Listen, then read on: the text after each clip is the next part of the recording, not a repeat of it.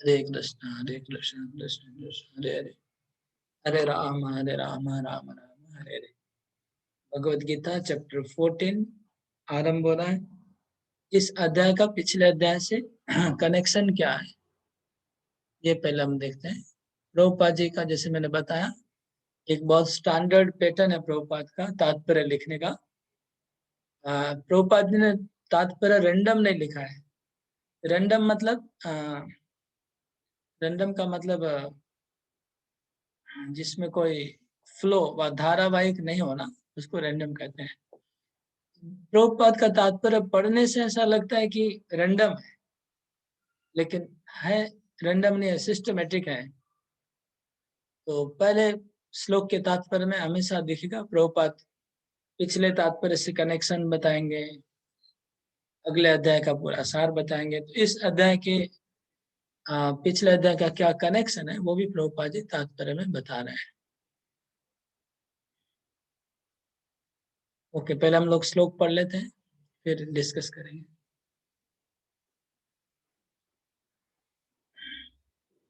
श्री भगवान वाच, परम भूया प्रवक्ष्यामि, ज्ञानानां ज्ञानमुत्तमम्, यद्ज्ञात्वा मुनयः सर्वे परां सिद्धिम् इतो गतः। भगवान ने कहा, अब मैं तुमसे समस्त ज्ञानों में सर्वश्रेष्ठ इस परम ज्ञान को पुनः कहूंगा, जिसे जान लेने पर समस्त मुनियों ने परम सिद्धि प्राप्त की है।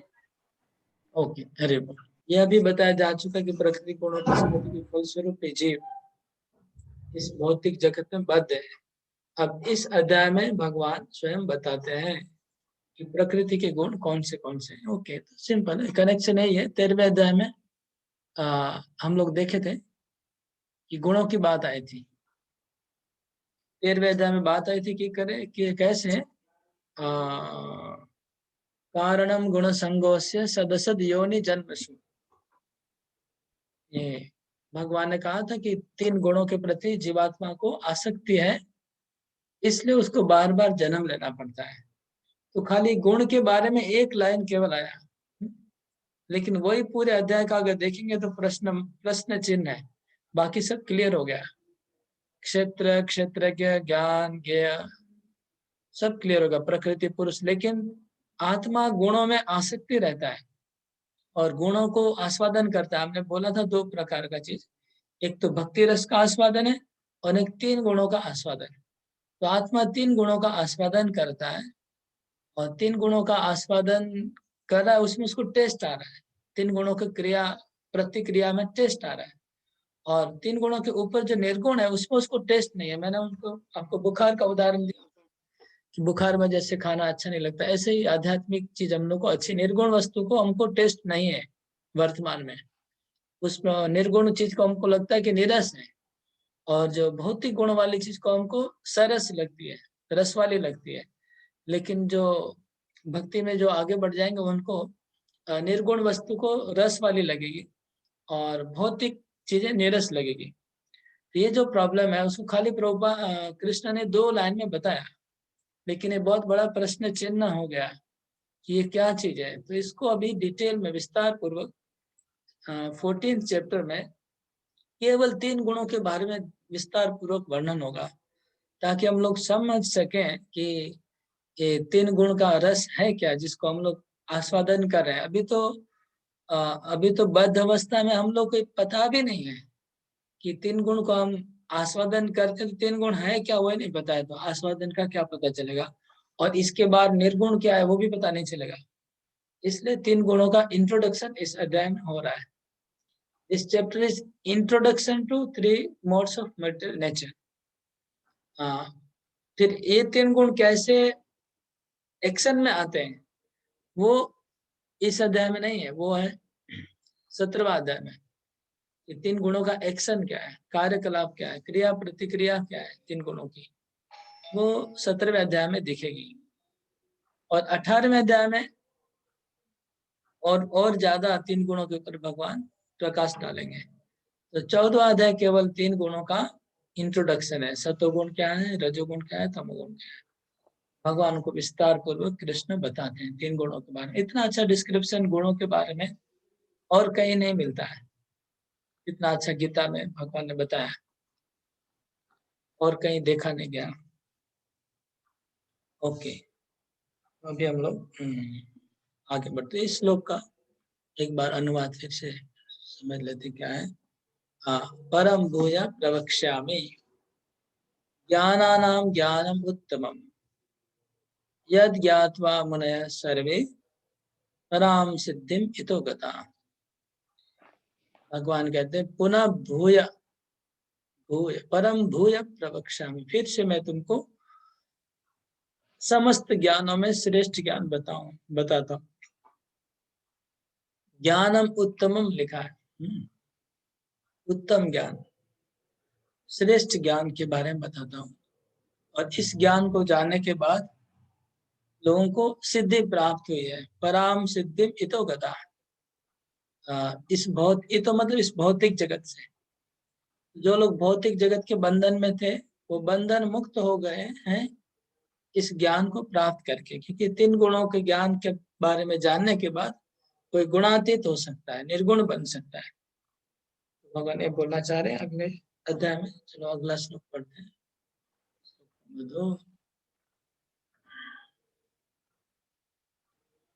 इदं ज्ञानम् उपाश्रित्य मम साधर्म्यमागता सर्गेऽपि नोपजायन्ते प्रलये न व्यथन्ति च। अनुवाद अभी शायद मोहनपुर के उधर प्रॉब्लम है। मोहम्मद को अनुवाद करता हूँ। हरे कृष्ण प्रभु जी, दंडवत प्रणाम। इस ज्ञान में स्थिर होकर मनुष्य मेरी जैसी दिव्य प्रकृति स्वभाव को प्राप्त कर सकता है। इस प्रकार स्थित हो जाने पर वह न तो सृष्टि के समय उत्पन्न होता है और न प्रलय के समय विचलित होता है। इस श्लोक में लिखा है मम साधर्म्यम आगता इदम ज्ञानम उपाश्रित्य। ये ज्ञान को अगर कोई आश्रय लेगा, उपाश्रित्य इदम ज्ञानम, ये जो ज्ञान है, कौन सा ज्ञान जो अभी भगवान देंगे, इस ज्ञान का अगर कोई आश्रय लेगा, उपाश्रित्य, तो मम साधर्म्यम आगता, मेरे सधर्म को प्राप्त हुए हैं। सर्गेपि नोपजायन्ते, जब दोबारा सृष्टि होगा, सर्ग मतलब सृष्टि, तो जब सृष्टि होगा तो उनको जन्म नहीं लेना पड़ेगा। प्रलय न व्यथन्ति च, प्रलय में उनको व्यथा नहीं होगी। तो सर्ग मतलब यहाँ पर जैसे हम लोग ने पिछले क्लास में चर्चा की थी कि एंटायर क्रिएशन भी जब खत्म हो जाएगा, पूरे विश्व का, पूरे सृष्टि का जब प्रलय हो जाएगा, तो सब जीव भगवान के शरीर में चले जाते हैं। उसके बाद जब दोबारा सृष्टि होती है तो वो जीव वापस निकलते हैं। लेकिन जिसको ये ज्ञान हो जाएगा, जो अध्याय में बताया, उनको दोबारा जब सृष्टि होगी तो आना नहीं पड़ेगा, जो ये ज्ञान का आश्रय लेगा। और प्रलय न व्यथन्ति च, उनको प्रलय में व्यथा नहीं होगी। प्रलय में उनको व्यथा नहीं होगी, क्योंकि वो शरीर से अपना अस्तित्व अलग जब अनुभव कर देगा कोई, तो उसको प्रलय में कष्ट नहीं होगा। अपने शरीर को ब्रह्मा अनुभव हो जाएगा कि मैं आत्मा हूँ, मैं चिन्मय हूँ। उसको फिर दुख का, कष्ट का अनुभव नहीं होगा। और मम साधर्म्यम आगता, ये साधर्म मतलब क्या होता है? इसे सहधर्मिणी बोलते हैं पत्नी को, सहधर्मी, सहधर्मी कहते हैं पति को, मेरे सहधर्मी हैं। तो साधर्म्यम, धर्म मतलब स्वभाव, धर्म मतलब स्वभाव। जो कोई चीज का एक स्वभाव होता है उसको अलग नहीं कहते, उसको धर्म से। आत्मा का स्वभाव है सेवा करना, तो प्रेम करना, ये आत्मा का धर्म है। तो साधर्म्यम, ऐसे सबका कुछ कुछ धर्म होता है। तो भगवान कहते कि मेरे जैसा स्वभाव उसका बन जाएगा। मम साधर्म्यम आगता, मेरे स्वभाव को प्राप्त करेंगे।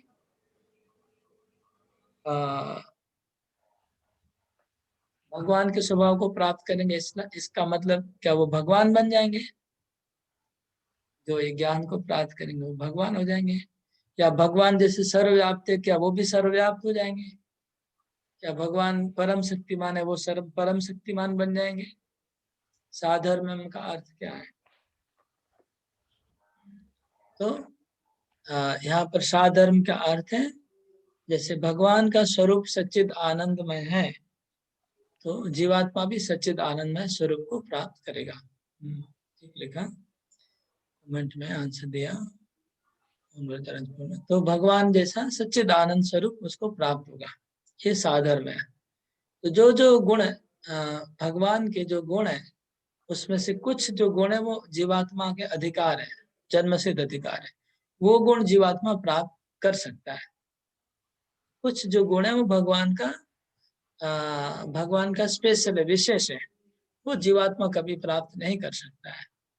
तो जो गुण जीवात्मा का कॉमन है भगवान के साथ, वो गुण को प्राप्त कर लेगा, उसको कहते हैं मम साधर्म्यम आगता, मेरे जैसा वो बन जाएंगे। तो बहुत सारे गुण भगवान के जैसे उनमें प्रकट हो जाएंगे। हाँ, भगवान के जैसे बहुत सारे गुण उसमें प्रकट हो जाएंगे। हाँ, माता ने सारूप्य मुक्ति लिखा नहीं, सारूप्य मुक्ति एग्जैक्टली नहीं, बहुत कुछ है, खाली सारूप्य मुक्ति नहीं, बहुत कुछ है। भगवान के जैसे बहुत सारी चीजें प्राप्त हो सकती है। ओके,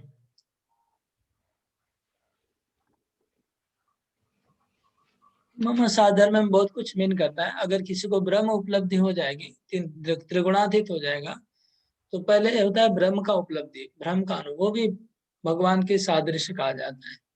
और परमात्मा उपलब्धि होगी, वो भी साधर्मम आगता हो गया। वैकुंठ में जाएगा, वो भी साधर्मम आगता है।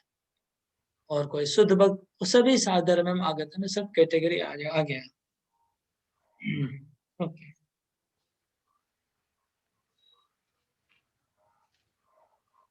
अगला श्लोक। मम योनिर्महद् ब्रह्म तस्मिन् गर्भं ददाम्यहम् संभवा सर्वभूतानां ततो भवति भारत। हे भरत पुत्र, ब्रह्म नामक समग्र भौतिक वस्तु जन्म का स्रोत है और मैं इसी ब्रह्म को गर्भस्थ करता हूँ, जिससे समस्त जीवों का जन्म संभव होता है। ये श्लोक इम्पोर्टेंट है, इसको याद रख, समझना पड़ेगा, अच्छे से समझ के याद रखना चाहिए। भगवान खुद अपने मुखारविंद से बोल रहे हैं, कृष्ण बोल रहे हैं, मम योनि महद ब्रह्म तस्मिन् गर्भं दधाम्यहम् संभव सर्वभूतानां ततो भवति भारत। इस स्त्री पुरुष के मिलन से बच्चे उत्पादन होते हैं, ये एक एग्जाम्पल है, ये उदाहरण दे रहे हैं भगवान। यहाँ पर योनि शब्द से मीन करते हैं प्रकृति को। महद ब्रह्मा, महद में महत तत्व, महत तत्व और कुछ नहीं है, वो पदार्थ है, मैटर है। और यहाँ पर जो बीज है, बीज मतलब यहाँ पर आत्मा, तो आत्मा रूपी बीज है। और यहाँ पर योनि मतलब महद ब्रह्म, महत तत्व। तो महत तत्व में भगवान जीवों को फेंकते हैं। तो जीवों को फेंकने से फिर क्या होता है, कैसे फेंकते हैं? आंखों, भगवान की दृष्टि के द्वारा वो जीव जो भगवान के पेट में पड़े हुए जो जीव, तो प्रलय के बाद जो जीवात्मा भगवान के शरीर में चली जाती है, उन्हीं जीवात्माओं को भगवान फिर से फेंकते हैं प्रकृति के ऊपर, महत तत्व के ऊपर। तो भगवान कहते हैं महम्मा योनि महद ब्रह्म। देखिए, महत तत्व को ब्रह्म कहा गया है यहाँ पर। ये महत तत्व जो ब्रह्म, वो नित्य है, इटर्नल है, सूक्ष्म रूप में हमेशा रहता है। जैसे पिछले क्लास में लोग डिस्कस किए थे कि प्रकृति को अनादि क्यों कहा गया। महत तत्व जो एक भगवान की सूक्ष्म शक्ति है, महाशक्ति, प्रकृति, जड़ा, वो ब्रह्म है। दो ब्रह्म हो गया, आत्मा भी ब्रह्म है, वो भी ब्रह्म है। और उसमें आत्मा को भगवान निक्षेप करते हैं। तस्मिन् गर्भम दधामि, तो उसका गर्भ का उदाहरण दिया जा रहा है। तो जब महत तत्व के अंदर आत्मा को भगवान निक्षेप करते हैं, तो महत तत्व जो 24 तत्व होते हैं, 24 तत्वों को सम्मिलित रूप को महत तत्व कहते हैं। 24 एलिमेंट्स का हम लोग ऑलरेडी चर्चा कर चुके पिछले क्लास में। उसका जो सम्मिलित रूप है उसको महत तत्व कहते हैं। उसमें जब जीवात्माएं गिरती है, पहले 24 तत्व अलग अलग रहते हैं, मतलब एक एक प्रकार का पदार्थ है, पदार्थ फ्लूइड है एक प्रकार का। वो जो फ्लूइड है वो मैटर है। मैटर मतलब उसमें अपने आप में कुछ करने की क्षमता नहीं है, लेकिन जब चेतना उसमें आती है, जीवात्मा जब उसमें पड़ती है, तो वो एक फॉर्म आकार धारण करता है। महत तत्व कैसा आकार धारण करता है? वो अंडा बन जाता है। उस अंडे को हम लोग ब्रह्मांड कहते हैं। तो वो जो महत तत्व एक जो फ्लूइड है प्रकृति का ओरिजिनल महद ब्रह्म, जिसको भगवान ब्रह्म कहते हैं, वो महद ब्रह्म रूपी जो फ्लूइड है, उसमें जब जीवात्मा को निक्षेप किया जाता है, जीवात्मा उसमें आते हैं, तो वो जो फ्लूइड वो अंडे का आकार धारण करते हैं। एक अंडा नहीं, असंख्य अंडे बनते हैं। वो जितने भी असंख्य अंडे सब एक एक ब्रह्मांड बन जाता है, वही भगवान कहते हैं। और इतना ही नहीं, सब जीवात्माएं वो माया तत्व में प्रवेश करने के बाद सबको आकार मिल जाता है। जैसे जीवात्मा तो अरूप और निराकार कहा जाता है, भौतिक दृष्टि से देखेंगे तो उनका आकार और ये नहीं है। लेकिन ये जीवात्मा जब मटेरियल एलिमेंट्स जो 24 एलिमेंट्स में प्रवेश करती है, तो जीवात्मा को अपना आकार मिलता है, मतलब भौतिक शरीर प्राप्त हो जाता है। तो भौतिक शरीर कैसे प्राप्त होता है? वो जिसकी जिसकी जैसी जैसी वासना वैसा वैसा शरीर उनको मिल जाता है। सब जीवात्माएं शरीर को धारण करती है। कोई घोड़ा बन जाएगा, कोई मनुष्य बन जाएगा, कोई पंछी बन जाएगा। ये सब 24 तत्वों से सब अपना अपना शरीर बना लेते हैं, सब जीवात्माएं। इसलिए भगवान कहते हैं संभव सर्वभूतानां। सर्वभूता मतलब 84 लाख योनि। सर्वभूता मतलब 84 लाख योनि। तो 84 लाख योनियां ततो भवति, वहां से ही बनती है। तो 84 लाख योनियां कैसे बनती हैं? तो महत तत्व में भगवान जीवात्मा को निक्षेप करते हैं, और जीवात्माएं 84 लाख योनि में से उनको जो जो जैसी जैसी वासना है वैसा वैसा शरीर वो लोग धारण कर लेते हैं, सब जीवात्माएं। और प्रकृति वैसा वैसा ड्रेस उनको पहना देती है। सबको अपना अपना ड्रेस, जैसा ड्रेस चाहिए, किसी को कुत्ते का ड्रेस है तो कुत्ते का ड्रेस, बिल्ली का ड्रेस, जैसे जिसको जैसे जैसे। ऐसे हम लोग का एक आजकल एक कंपटीशन होता है ना, dress as you like. Dress as you like होता है ना, लोग अलग अलग बच्चे अलग अलग प्रकार का ड्रेस पहनते हैं। तो ये ड्रेस एज यू लाइक है। आत्मा को जब भगवान भेजते हैं प्रकृति में, तो प्रकृति देवी जिसको जैसा ड्रेस चाहिए वैसा ड्रेस पहना देती है। तो 84 लाख प्रकार का ड्रेस रहता है, तो सब जीवात्माएं ऐसा अपने अपने हिसाब से पहन लेती है। यहाँ पर ये पहली बात हो गई। तो महत तत्व जो 24 तत्व है, इसका एक नंबर होता है महत तत्व। वहां से बाकी तत्व सब प्रकट होते हैं, इसलिए महत तत्व को यहाँ पर ब्रह्म कहा गया। और प्रभुपाद ने तात्पर्य में एक दो पॉइंट रखा है।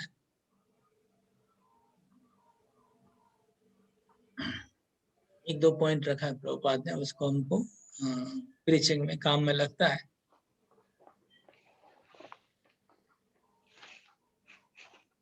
पहला पॉइंट तो है कि जितने भी जीवात्मा है, संभव सर्वभूतानां, जितने भी जीवात्मा है इस श्लोक के अनुसार 84 लाख योनियां एक साथ ही प्रकट हुई है। इस श्लोक के अनुसार जो डार्विन की थ्योरी है ना, कि पहले लाखों वर्ष खाली पानी के जंतु थे, एक्वाटिक्स थे, लाखों लाखों वर्ष खाली पशु थे, करोड़ों वर्ष, उसके बाद पेड़ पौधे, ऐसे करते करते करते लास्ट में मनुष्य प्रकट हुए। ये डार्विन का ये एजम्पशन है, अनुमानिक है, काल्पनिक थ्योरी। उसने कल्पना किया, दिमाग लगाया, तो दिमाग लगा लगा के थ्योरी निकाल दिया। इसका कोई बेस नहीं है, इसका कोई एविडेंस नहीं है, कोई प्रूफ नहीं है, कोई शास्त्र में लिखा नहीं, सब बोगस है, फालतू थ्योरी है। कोई भी किसी को अगर दारू पिएगा वो भी ऐसा सोच के एक थ्योरी निकाल सकता है नशे में, इसमें कोई बड़ी बात नहीं है ऐसा थ्योरी निकालने में। लेकिन एनीवे, तो ये सब योनियां पहले से थी, ये श्लोक से प्रकट। दूसरा, पहला पॉइंट ये हो गया, प्रभुपाद जी बोलना चाहते कि सब। दूसरा पॉइंट ये है, जो साइंटिस्ट लोग कहते हैं कि चेतना का उद्भव पदार्थ से होता है। साइंस का एक थ्योरी है, कुछ केमिकल इकट्ठे होते हैं, उसमें आपस में कुछ केमिकल रिएक्शन होता है, वहां से कॉन्शियसनेस, चेतना, वो वहां से प्रकट हो जाती है, अनुभव शक्ति, चेतना शक्ति वहां प्रकट होती है। ये जो ऐसा साइंटिस्ट का सोचना है, ये इस श्लोक में कहते हैं कि जो महत तत्व है उसमें आप विक्षोभ होता है, उसमें डिस्टरबेंस क्रिएट होता है। कब होता है? जब उसमें आत्मा आती है तब। आत्मा आने के बाद महत तत्व में खलबली मचती है और धीरे धीरे धीरे सब जीवात्माएं अपना शरीर लेके प्रकट होती है। तो ये जो केमिकल को महत्व तो पकड़ लीजिए, केमिकल रिएक्शन को, और उसमें जो चेतना आती कब आती है? जब भगवान बीज डालते तब। बीज मतलब आत्मा। आत्मा आने के बाद ही महत्व तत्व में चेतना आती है और जीवात्मा शरीर धारण करते हैं। तो ये बात गलत है साइंटिस्ट लोग की, कि केमिकल पदार्थ मिलके एक अपने आप चेतना आ जाती है और लोग बोलना शुरू करते हैं, मतलब आत्मा का कोई अस्तित्व ही नहीं है, उनका कहना है। तो ये बात यहाँ प्रभुपाद खंडन, प्रभुपाद ने एक उदाहरण दिया बिच्छू का। बिच्छू का उदाहरण पढ़िए तो तात्पर्य से। बिच्छू अपने अंडे धान के ढेर में देती है, और कभी-कभी यह कहा जाता है कि बिच्छू धान से उत्पन्न हुई, लेकिन धान बिच्छू के जन्म का कारण नहीं है। वास्तव में अंडे माता बिच्छू ने दिए थे। इसी प्रकार भौतिक प्रकृति जीवों के जन्म का कारण नहीं होती। बीज भगवान द्वारा प्रदत्त होता है और वे प्रकृति से उत्पन्न होते प्रतीत होते हैं। इस तरह प्रत्येक जीव को उसके पूर्व कर्मों के अनुसार भिन्न शरीर प्राप्त होता है, ओके, जो इस भौतिक। ठीक है। तो बिच्छू कभी कभी जो चावल का जब किसान होते हैं वो चावल का फसल काटते हैं, काट के एक जगह उसको बहुत ऊंचा करके रखते हैं, और जब उसको चावल का, उसको क्या बोलते हैं, धान बोलते हैं, मतलब एक्चुअली राइस नहीं, लेकिन धान जो पेड़ के साथ पूरा चावल रहता है उसको एक इकट्ठा करते हैं। तो कभी कभी उसमें जब काम करते करते बिच्छू निकलते हैं, तो ऐसा लगता है कि बिच्छू इससे प्रकट हुआ, चावल से, इसमें से बिच्छू का शरीर बना है। बिच्छू क्या, और एक कीड़ा होता है, हमको बचपन में देखा था, एक पेड़ के ऊपर वो कीड़ा बनता है, और पेड़ का पत्ता और वो कीड़े का बॉडी एकदम 100% सेम, ऐसा लगता है कि पत्ते से ही बना है वो कीड़ा, ऐसा लगता है, क्योंकि वो ऐसा लग रहा है कि वो पत्ते हैं, दिखते हैं उसको वो एक तितिंगा ने क्या कहते हैं, उसका जो पंख है वो पेड़ के पत्तों से बना है, ऐसा दिखता है एकदम आंखों से। ऐसा लगता है कि पेड़ से बना होगा, लेकिन मुझे लगता है प्रभुपाद जी बोलना चाह रहे कि नहीं, पेड़ से नहीं बनते। उसका जो वो जो तितिंगा है, उसका जो उसका मदर है, उसका अंडे को वहां रख के जाती होगी, उससे ही बनता होगा। नहीं लगता कि पेड़ से कोई जन्म लेता होगा कीड़ा। ये प्रभुपाद बोल रहे हैं, वहां बिच्छू भी वहां से जन्म नहीं ले रहा है। ओके, लेकिन इसी प्रकार केमिकल से कोई जन्म नहीं ले रहा है, वहां पर आत्मा को संचित किया जाता है, आत्मा आती है फिर शरीर बनता है। इस बात को समझने में किसको प्रॉब्लम है, वह इसका कोई काउंटर आर्गुमेंट है, वे करना चाहते हैं? नहीं, केमिकल से बनता होगा। समझ होगी Prabhu? Yes Prabhu, as you're saying that Atma is given not through chemical, just to clarify in biology that sperm, when sperm is gone to the mother, so in sperm is there any soul present?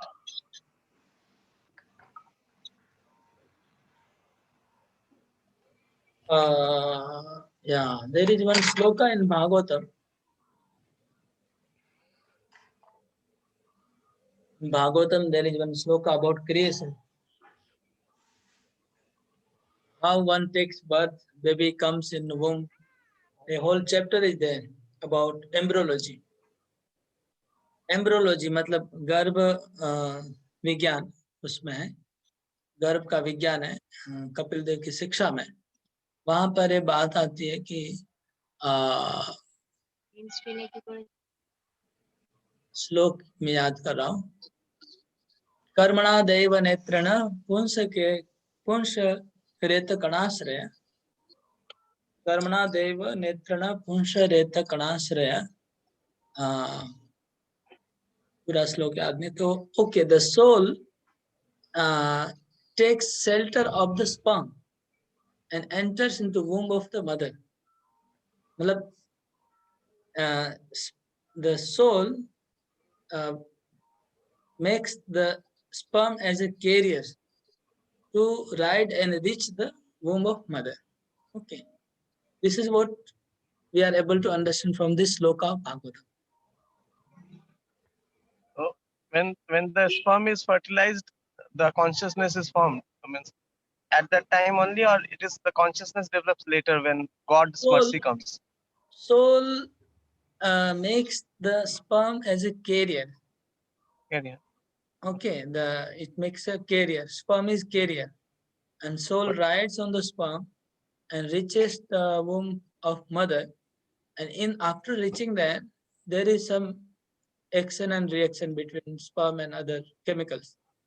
And after that, due to the presence of soul, that some form is happening, kind of round, some shape is happening. So this is because of presence of soul. Soul is present there, okay. But still soul is not conscious. But the soul's presence itself make that grow. Other matter cannot grow. Okay. Matter cannot grow by themselves. So soul's presence is there. Because of that, there is one round shape like a berry. According to Bhagavatam, the first beginning of the embryology is one round shape, liquid fluid, which is like a berry. बेर के फल के जैसा है, और then it grows. So that growing factor is only happening because of soul. But the soul is not fully aware of its body. आत्मा को चेतना नहीं है, लेकिन आत्मा का प्रेजेंस है उसमें। और भगवान जी ऐसा कहते हैं अहम बीज मैं ही बीज देता हूँ, तो the how to correlate this? वो और बिगिनिंग है, क्रिएशन के स्टार्टिंग में बोल रहे। अच्छा, जब क्रिएशन स्टार्ट होता है तब भगवान सोल को डालते हैं नेचर में, प्रकृति में। सर्वयोनिषु कौन्तेय मूर्तया संभवन्ति या तासां ब्रह्म महद्योनि अहं बीज प्रदपिता। अनुवाद। हरे कृष्ण प्रभु जी। हे कुंती पुत्र, तुम यह समझ लो कि समस्त प्रकार की जीव योनियां इस भौतिक प्रकृति में जन्म द्वारा संभव है और मैं उनका बीज प्रदाता पिता हूँ। हाँ, इस श्लोक को प्रभुपाद बार बार कोट करते हैं, ये समझाने के लिए कोट करते हैं कि भगवान कहते हैं कि अहम बीज प्रदप पिता, मैं पिता हूँ, बीज प्रदानकारी पिता हूँ। प्रभुपाद जी इस श्लोक में ये कंक्लूड करते हैं लेक्चर, यहाँ पर नहीं, बहुत सारे लेक्चर में प्रभुपाद इस श्लोक को कोट करते हैं। प्रभुपाद ये बोलते हैं कि भगवान सबके पिता है, केवल मनुष्य के पिता नहीं है। सर्वयोनिषु लिखा है, सर्वयोनिषु मतलब 84 लाख योनि, 84 लाख योनियों के भगवान पिता है। लेकिन आप जो वेस्टर्न वर्ल्ड में जो फिलोसफी है, उनका जो धर्म है, पाश्चात्य देशों में जो धर्म है, वो धर्म वाले मनुष्य को ही आत्मा मानते हैं। वो पशुओं को और दूसरे जीवों को लगता है वो मनुष्यों की सेवा के लिए बने हुए, मनुष्यों के खाने के लिए बाकी सब कुछ बना है। जितने भी पशु हैं, पंछी है, और मनुष्यों को खाने के लिए और एक्सप्लोइट करने के लिए बने हैं। मनुष्य भगवान का पुत्र है, बाकी जीव उनको भगवान के पुत्र नहीं लगते हैं। तो यहाँ प्रभुपाद बोलते हैं कि नहीं, सर्वयोनिषु, सभी भगवान के अंश हैं, सब जीव, सबको भगवान का संतान मानना चाहिए। भगवान खुद बोले हैं, हम पिता हैं सबके, सब मेरे संतान हैं। सर्वयोनिषु कौन्तेय मूर्तय संभवन्ति, यानी तासां ब्रह्म महद्योनि अहं बीज प्रदपिता। सर्वयोनिषु मूर्तय संभवन्ति, मूर्तय संभवन्ति, जितने भी अलग अलग रूप प्रकट हो रहे हैं, अलग अलग योनियों में जितने अलग अलग प्रकार के रूप प्रकट होते हैं। मूर्तय मतलब यहाँ मूर्तियां, मूर्तियां मतलब फॉर्म्स, मनुष्य शरीर, पशु शरीर, जितने प्रकार के शरीर प्रकट हो रहे हैं, सब शरीर भगवान बीज देते हैं और महत्त्व योनि है। ये योनि और बीज से सबका जन्म हुआ है। भगवान पिता बनते और माद ब्रह्म माता बनते हैं। यहाँ पर एक बात याद रखना, जैसे इन्होंने प्रश्न पूछा कि हम लोग तो देखते कि मनुष्य और पुरुष स्त्री का मिलन से उत्पन्न होता है बच्चे, तो भगवान बीज प्रदानकारी पिता कैसे हुए, इन व्हाट सेंस? याद है, भगवान जब बीज प्रदानकारी पिता बोल रहे तो बीज मतलब यहाँ पर कोई स्पर्म और इसकी बात नहीं है, आत्मा, शुद्ध प्योर आत्मा को भगवान डालते हैं प्रकृति में। ये तो स्पर्म और ये सब तो मटेरियल है, वो तो मैटर है, तो पदार्थ है, भौतिक पदार्थ है, तो 24 तत्वों से बनी हुई चीज है सब, पृथ्वी जल अग्नि वायु आकाश, इससे बने हुए हैं सब कुछ। लेकिन जब भगवान जब बोलते हैं कि अहम बीज प्रदपिता, तो वो बीज मतलब आत्मा की बात हो रही है। भगवान शुद्ध आत्मा को डालते हैं, पदार्थों के बीच में डालते हैं, फिर आत्मा पदार्थ रूपी शरीर धारण करता है। इसको ठीक से समझिए, आप दोनों को मिला दे रहे हैं, दोनों चीज को मिलाए। भगवान बीज प्रदानकारी मतलब आत्मा को भगवान चिन्मय आत्मा को डालते भौतिक प्रकृति में, इसको बीज प्रदानकारी पिता कहा जा रहा है। अगला श्लोक। तो अभी सब जीवात्मा है, अलग अलग शरीर धारण करती है। जैसे मैंने बोला कि समझ लीजिए एक बहुत बड़ा मेला लगा हुआ है, उसमें ड्रेस एज यू लाइक का कंपटीशन हो रहा है, और वहां पर बहुत प्रकार के ड्रेस रखे हुए हैं, हजारों प्रकार के ड्रेस रखे हुए हैं, और बहुत सारे मेकअप करने वाले लोग भी हैं। तो उसमें हजारों लोग जाते हैं और जिसको जैसा मर्जी वैसा ड्रेस पहन लेते हैं। ऐसा ये उदाहरण समझ लीजिए। अब सवाल आता है कि ड्रेस किस चीज से बने हुए हैं, ड्रेस का जो मटेरियल क्या है, किस मटेरियल से ड्रेस बना हुआ है, और ड्रेस कितने डिजाइन क्या है, वो अगले श्लोक में बता रहे हैं भगवान। सत्वं रजस्तमा इति गुणा प्रकृति संभवा निबध्नन्ति आओ देहे देहिनम् अव्ययम्। पढ़िए। भौतिक प्रकृति 3 गुणों से युक्त है। ये हैं सतो, रजो तथा तमो गुण। हे महाबाहु अर्जुन, जब शाश्वत जीव प्रकृति के संसर्ग में आता है तो वह इन गुणों से बंध जाता है। ओके।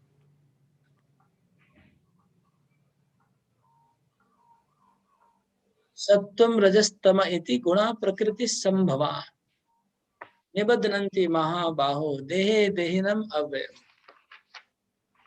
जैसे एक जब कोई अपराधी जेल में जाता है तो जेलर तुरंत उनको कपड़ा पहनाता है,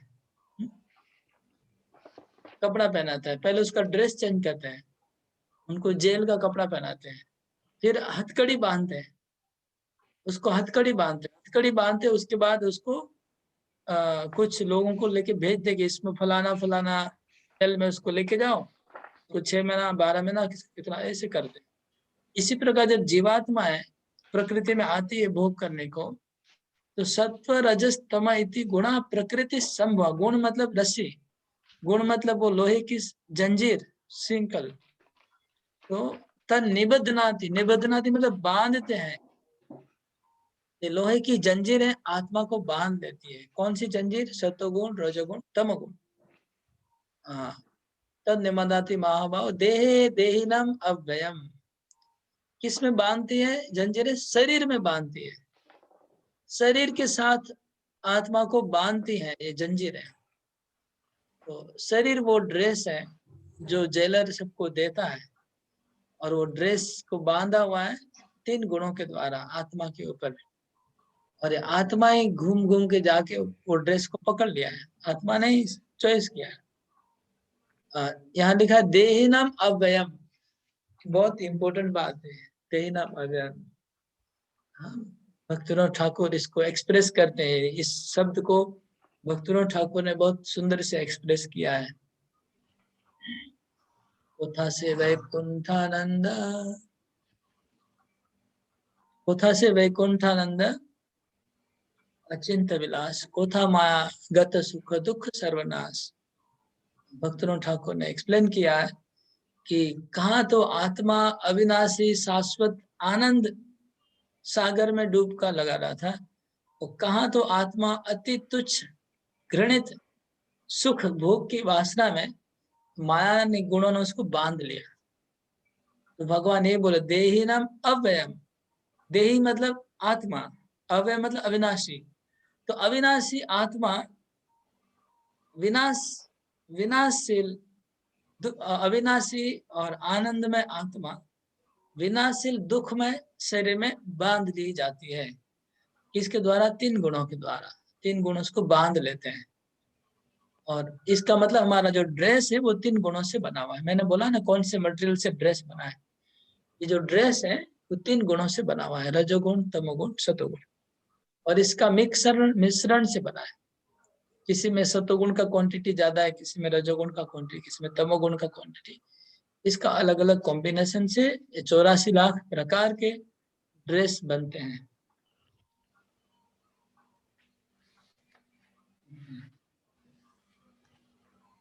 आगे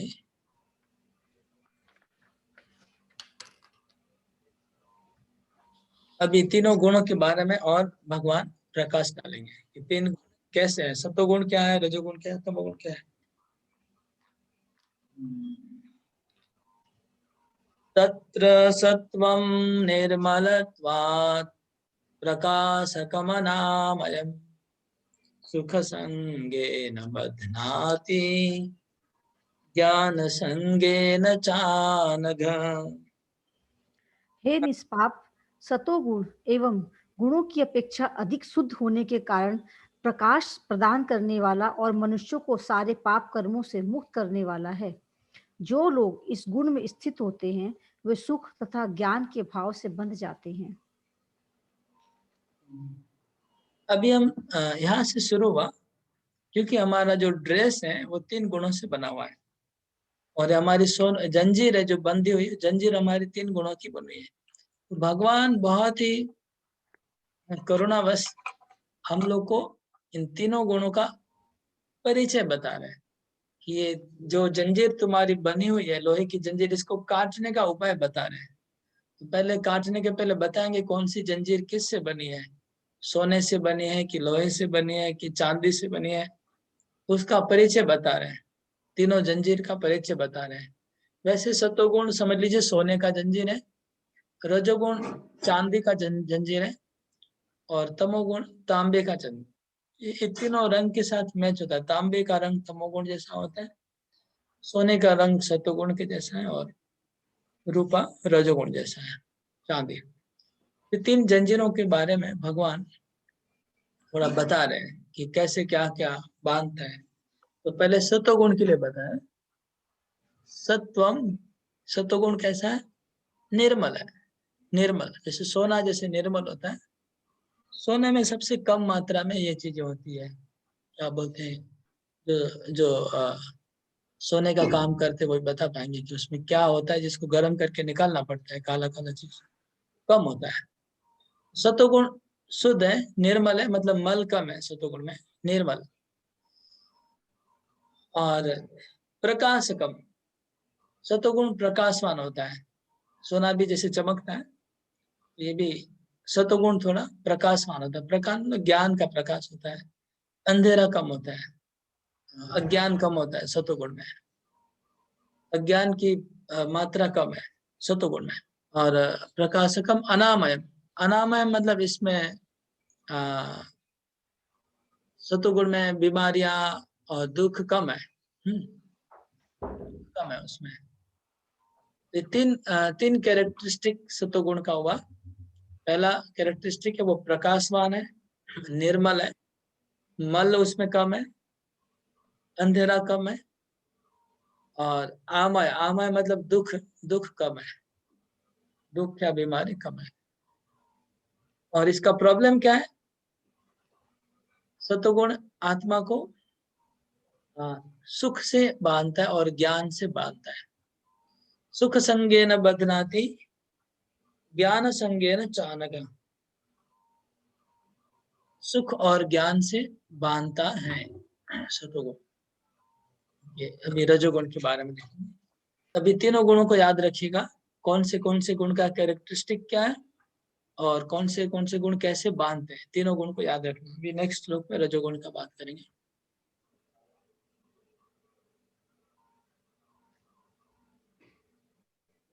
रजोरागात्मकं विद्धि तृष्णा संग समुद्भवम् तन्निबध्नाति कौन्तेय कर्म संगेन देहिनम्। अनुवाद। हे कुंती पुत्र, रजोगुण की उत्पत्ति असीम आकांक्षाओं तथा तृष्णाओं से होती है और इसी कारण से यह देहधारी जीव सकाम कर्मों से बंध जाता है। तो पहले उनका कैरेक्टर जानना है और कैसे बांधता है। सतोगुण का बंधन था सुख और ज्ञान।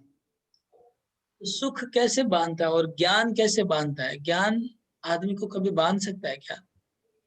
ये मन में सवाल हो सकता है, क्योंकि सतोगुण का जंजीर सोने का जंजीर है, इसलिए इसका बांधने का चीज भी बहुत हाई क्लास चीज है, लो क्लास चीज नहीं। ज्ञान से आत्मा को बांधता है। तो ज्ञान से कैसे बांधता है? प्रभुपाद उदाहरण दिए, जैसे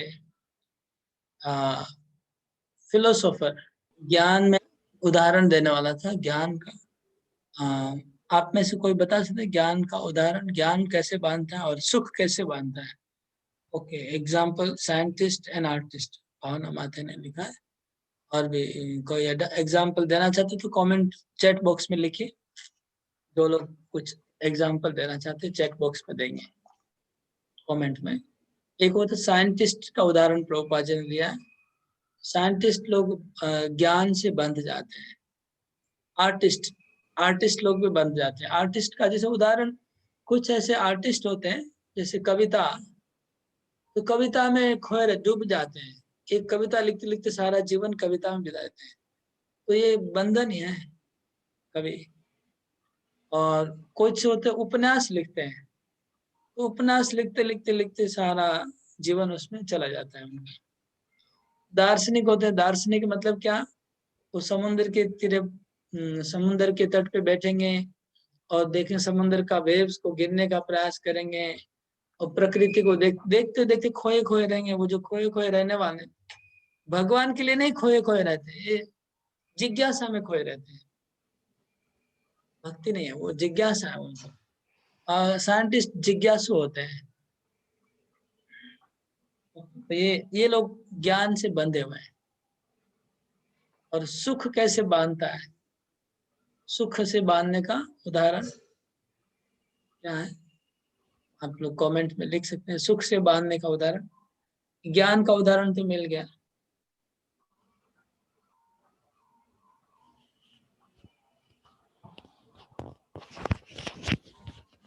अभी कुछ ऐसे साइंटिस्ट हैं जो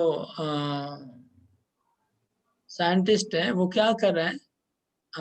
रिसर्च कर रहे हैं। क्या रिसर्च कर रहे हैं? कि जो फ्रिज के अंदर खाना रखते हैं, वो खाना कुछ दिन के बाद उसमें फंगस लग जाता है। तो फंगस नहीं लगे इसके लिए क्या करना चाहिए? तो इसका रिसर्च करते तो सारा जीवन रिसर्च करते करते बीत गया। हाँ, ये कौन सा है? ये कोई जीवन है? मतलब भौतिक दृष्टि से देखेंगे तो बहुत अच्छा, बहुत अच्छा, बहुत अच्छा। आध्यात्मिक दृष्टि से देखेंगे तो बेकार है, ये वेस्ट ऑफ टाइम है। भगवान की प्राप्ति थोड़ी होगी फंगस को ढूंढने में। ये है ज्ञान और सुख संबंध। अभी रजोगुण का बात आ रहा है। रजोगुण का क्वालिटी है रजो रागात्मकम विद्धि।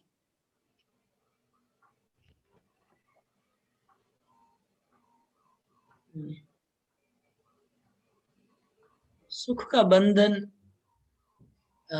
उदाहरण सुख का मैंने मांगा था। सुख का बंधन का उदाहरण यह है कि अपने आप को सुखी मानना कि मैं सुखी हूं,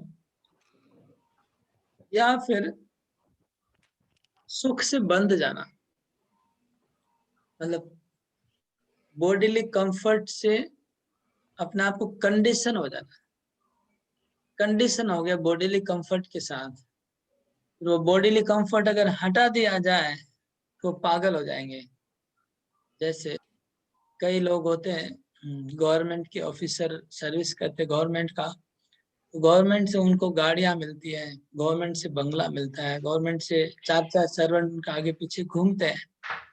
लेकिन जब रिटायरमेंट होता है तो गवर्नमेंट छीन लेती है सब सुविधाएं, या कोई अपराध करने से छीन लेती है।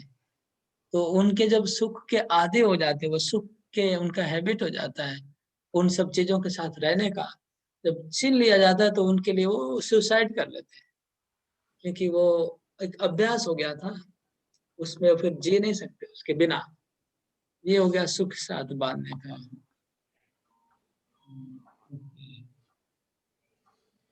Luxury addict. रजोगुण का चर्चा करते हैं। रजोगुण क्या है? रागात्मकम। रजोगुण का पहला लक्षण है राग द्वेष। रागात्मकम, हाँ, रागात्मकम मतलब राग और द्वेष वाला है गुण। और क्या है? तृष्णा। रजोगुण में तृष्णा है, तृष्णा। तृष्णा को हैंकरिंग, हाँ, और चाहिए और चाहिए और चाहिए और चाहिए, तृष्णा। रजोगुण किन चीज से बांधता है? कर्म संगेन भारत। कर्मों से बांधता है रजोगुण आत्मा को। सतोगुण सुख से और ज्ञान से बांध लेता है। अगर कोई सोचता है कि मैं ज्ञानी हूं तो बंधा हुआ है, उसके भले बोलता नहीं लेकिन अंदर में हृदय के कोने में अगर ऐसी भावना है कि मैं ज्ञानी हूँ, मेरे को बहुत ज्ञान है, तो वो एक बंधन में पड़ा हुआ है, रजोगुण सतोगुण के बंधन में। हृदय के अंदर ऐसी कोई भावना है कि मैं सुखी हूँ, तो वो भी बंधन में पड़ा हुआ है। और इसी तरह जो रजोगुण का बंधन क्या हो गया? रजोगुण कहता है कि मैं कर्म करता हूँ, बहुत मैं कर्म करता हूँ, मैं बहुत मेहनत करता हूँ, मेहनत हूँ। मैं 6 बजे दुकान खोल देता हूँ, रात को 11 बजे तक मैं दुकान खुला रखता हूँ, और कस्टमर मेरे भगवान है। कस्टमर के लिए मैं 24 घंटा उनकी सेवा में हाजिर रहता हूँ, मैं उनका दास हूँ, और कस्टमर मेरे भगवान है। आज सब दुकानों में लिखा हुआ है, देखिए स्टिकर लगा है, ग्राहक हमारे भगवान है, ग्राहक की सेवा करना हमारी पूजा है। तो उनके भगवान और उनकी पूजा हो गई वही। तो कर्म ही धर्म है। ये रजोगुण कर्मों में बांध देता है। आत्मा सोचता है कर्म करना ही धर्म है, हाँ? और कुछ उनके दिमाग में घुसेगा ही नहीं। वो वो सोचेंगे कि कर्म कर रहा है मतलब बहुत अच्छा, कर्म नहीं करता है तो पाप करो चाहे पुण्य करो कोई प्रॉब्लम, लेकिन कर्म करो। या वो कर्म करने के बाद फल को क्या करते हैं उसका कोई जरूरत नहीं है देखने का, लेकिन कर्म कर रहे हैं बस।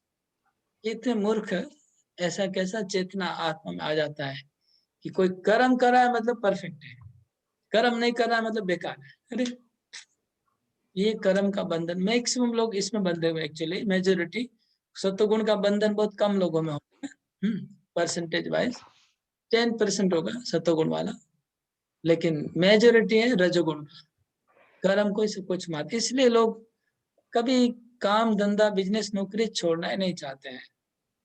मरते दम तक लड़ते रहेंगे, काम करते रहेंगे, गधे के जैसे मरते रहेंगे। कितने लोगों को मैं जानता हूँ रिटायर्ड हो गए, फिर दोबारा नौकरी ले लेते हैं। भगवान सरकार ने रिटायरमेंट इसलिए रखा कि बूढ़े लोग रिटायर होने के बाद थोड़ा आराम करेंगे और फिर अपना भक्ति करेंगे। लेकिन लोग रिटायरमेंट के बाद फिर सरकार के पास जाते हैं कि फिर हमको कुछ काम दे दीजिए, और सरकार उनको दूसरा काम दे देती है। इसका मतलब सोचिए कि लोगों का कर्म करने के प्रति कितना आसक्ति है। कर्म के सिवा कुछ उनको दूसरा कुछ उनको दिमाग में है नहीं। जैसे सतोगुणी लोग सोच के अपना टाइम बिता देते हैं। अगर बैठे रहेंगे तो दिन भर बैठे रहेंगे सोचते सोचते, उनको लगता है यही जीवन है। और ये जो रजोगुणी लोग हैं, ये लोग लगता है कि कर्म के बिना और कुछ है नहीं, सोचने के जैसा कुछ नहीं है, कविता बोल के कोई चीज नहीं है, उपन्यास बोल के कोई चीज नहीं है, साइंस बोल के कुछ उनके पास ये कुछ एग्जिस्ट नहीं करता है। सत्वगुण का जो एंगेजमेंट है रजोगुणी वालों के पास एग्जिस्ट ही नहीं करता है। इनको खाली कर्म करना है, बस पैसा कमाना है। तो मेजोरिटी इसमें है, कर्म संज्ञान बदनाती।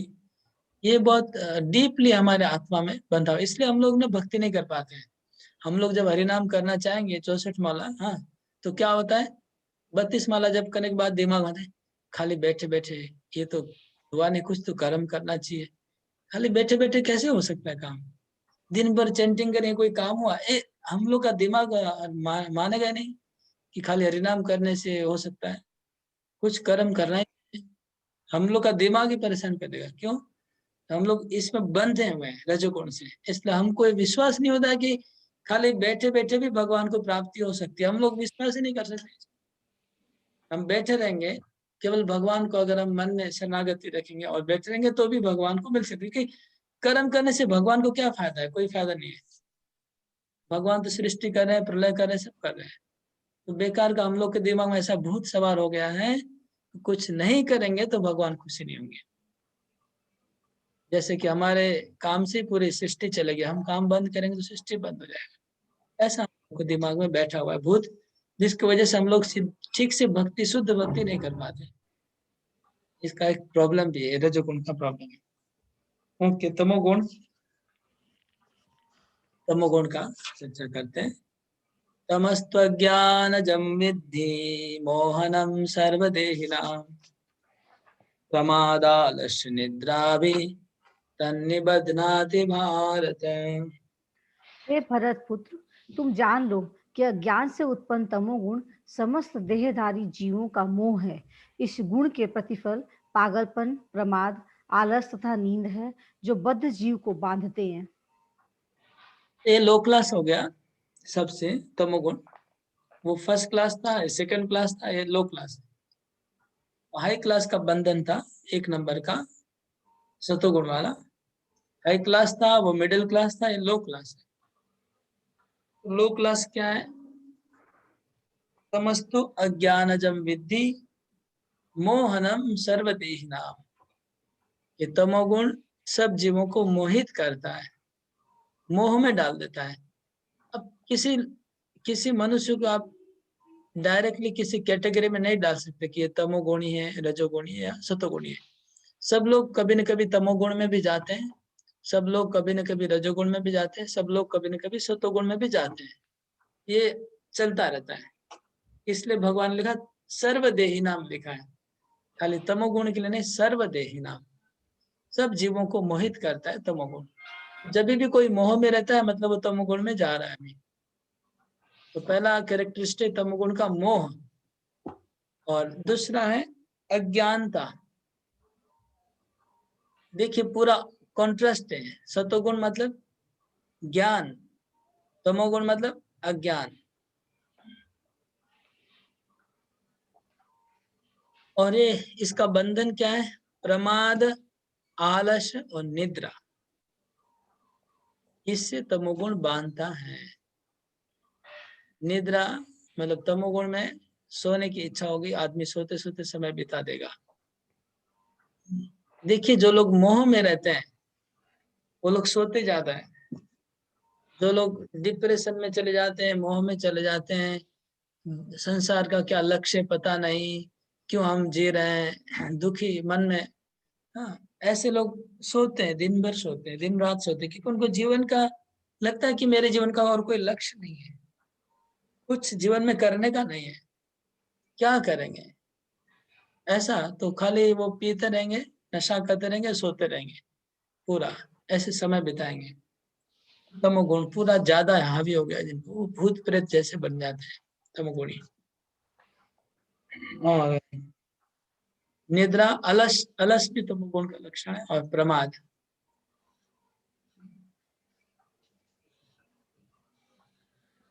9 नंबर श्लोक। सत्वं सुखे संजयति रजः कर्मणि भारत, ज्ञानमावृत्य तु तमः प्रमादे संजयत्युत। हे भरत पुत्र, सतोगुण मनुष्य को सुख से बांधता है, रजोगुण सकाम कर्म से बांधता है, और तमोगुण मनुष्य के ज्ञान को ढककर उसे पागलपन से बांधता है। तो तीनों गुणों का बंधने का भगवान फिर से बोले, सतोगुण सुख से, रजोगुण कर्म से, और तमोगुण अज्ञान से। रजस्तमश्चाभिभूय सत्वं भवति भारत, रजसत्वं तमश्चैव तमः सत्वं रजस्तथा। हे भरत पुत्र, कभी कभी सतोगुण रजोगुण तथा तमोगुण को परास्त करके प्रधान बन जाता है, तो कभी रजोगुण सतोगुण तथा तमोगुण को परास्त कर देता है, और कभी ऐसा होता है कि तमोगुण सतो तथा रजोगुण को परास्त कर देता है। इस प्रकार श्रेष्ठता के लिए निरंतर स्पर्धा चलती रहती है। इसका मतलब कोई भी जीव, कोई पर्टिकुलर को आप कैटेगराइज नहीं कर सकते, तो सब जीवों में तीन गुण का उथल पुथल चलता रहता है। ये उथल पुथल इंडिविजुअली भी होता है, कलेक्टिवली भी होता है। मतलब क्या? और ये एक देश व्यापी होता है, वह बहुदेश व्यापी होता है। एक समय व्यापी व बहुकाल व्यापी हो सकता है।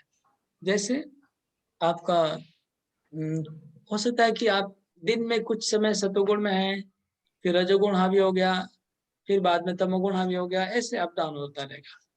कुछ लोग का सतोगुण ज्यादा समय रहेगा, रजोगुण थोड़ा समय, तमोगुण थोड़ा समय। इस तरह से अलग अलग समय, पात्र, सब मिक्सिंग है। लेकिन ये कि तीनों गुण का कंपटीशन हमेशा चलता रहता है, सब जीवों के अंदर, सब जीवों के अंदर चलता रहता है।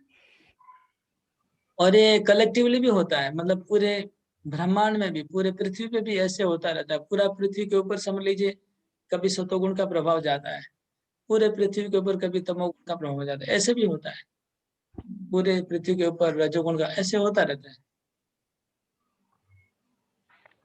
श्लोक नंबर 11।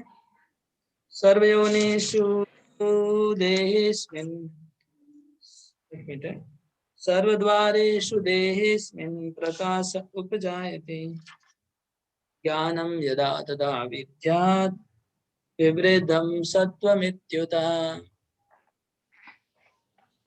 सतोगुण की अभिव्यक्ति को तभी अनुभव किया जा सकता है जब शरीर के सारे द्वार ज्ञान के प्रकाश से प्रकाशित होते हैं।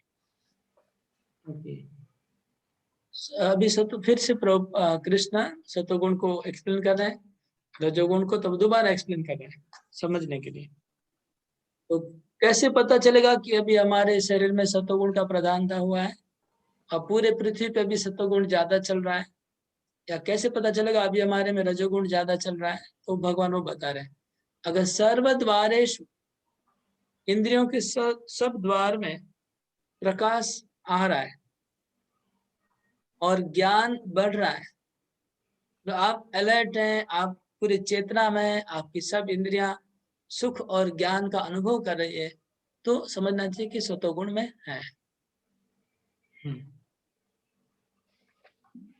यहाँ पर इंद्रियों में प्रकाश आने का अर्थ ये हुआ कि इंद्रियां अच्छे कार्य में लग रही है, अच्छा एंगेजमेंट है उनका, इंद्रियों गलत कार्य में नहीं लगी हुई है, तो उसको ही प्रकाश बताया जा रहा है। लोभ प्रवृत्तिरारंभ कर्मणाम समस्पृहा, रजस्येतानि जायन्ते विवृद्धे भरतर्षभ। हे भरतवंशियों के प्रमुख, जब रजोगुण में वृद्धि हो जाती है तो अधिक आसक्ति, सकाम कर्म, गहन उद्यम तथा अनियंत्रित इच्छा एवं लालसा के लक्षण प्रकट होते हैं। तो रजोगुण के लक्षण है, अगर हमारे अंदर रजोगुण बढ़ रहा है, हम कैसे पता चलेगा कि अभी मेरे शरीर में रजोगुण आ रहा है, सतोगुण आ रहा है? तो रजोगुण आ रहा है तो लोभ, लोभ बढ़ेगा। अगर लोभ बढ़ रहा है तो समझिए रजोगुण हमको हावी कर रहा है। प्रवृत्ति, प्रवृत्ति मतलब काम करने की इच्छा बढ़ रही है कि बहुत मेहनत करूंगा, बहुत परिश्रम करूंगा, ऐसी भावना आ रही है। आरंभ, आरंभ मतलब उद्यम करना, कोई प्रोजेक्ट लेना, उद्यम करना। कर्मणाम असमस्पृहा, कर्म करने की बहुत इच्छा आती है। ये सब रजोगुण के प्रभाव है। इसमें कंपटीशन है, इसमें कंपटीशन आता है, प्रतियोगिता, इसमें आता है ईर्ष्या, किसी को दबा देना है, हमको किसी के आगे बढ़ना है, इसमें एम्बिशन आता है। ये सब जो लक्ष्य गुण है वो रजोगुण के हैं। अप्रकाशो प्रवृत्तिश्च प्रमादो मोह एव च तमस्येतानि जायन्ते विवृद्धे भरतर्षभ। जब तमोगुण में वृद्धि हो जाती है तो हे कुरुपुत्र, अंधेरा, जड़ता, प्रमत्तता तथा मोह का प्राकट्य होता है।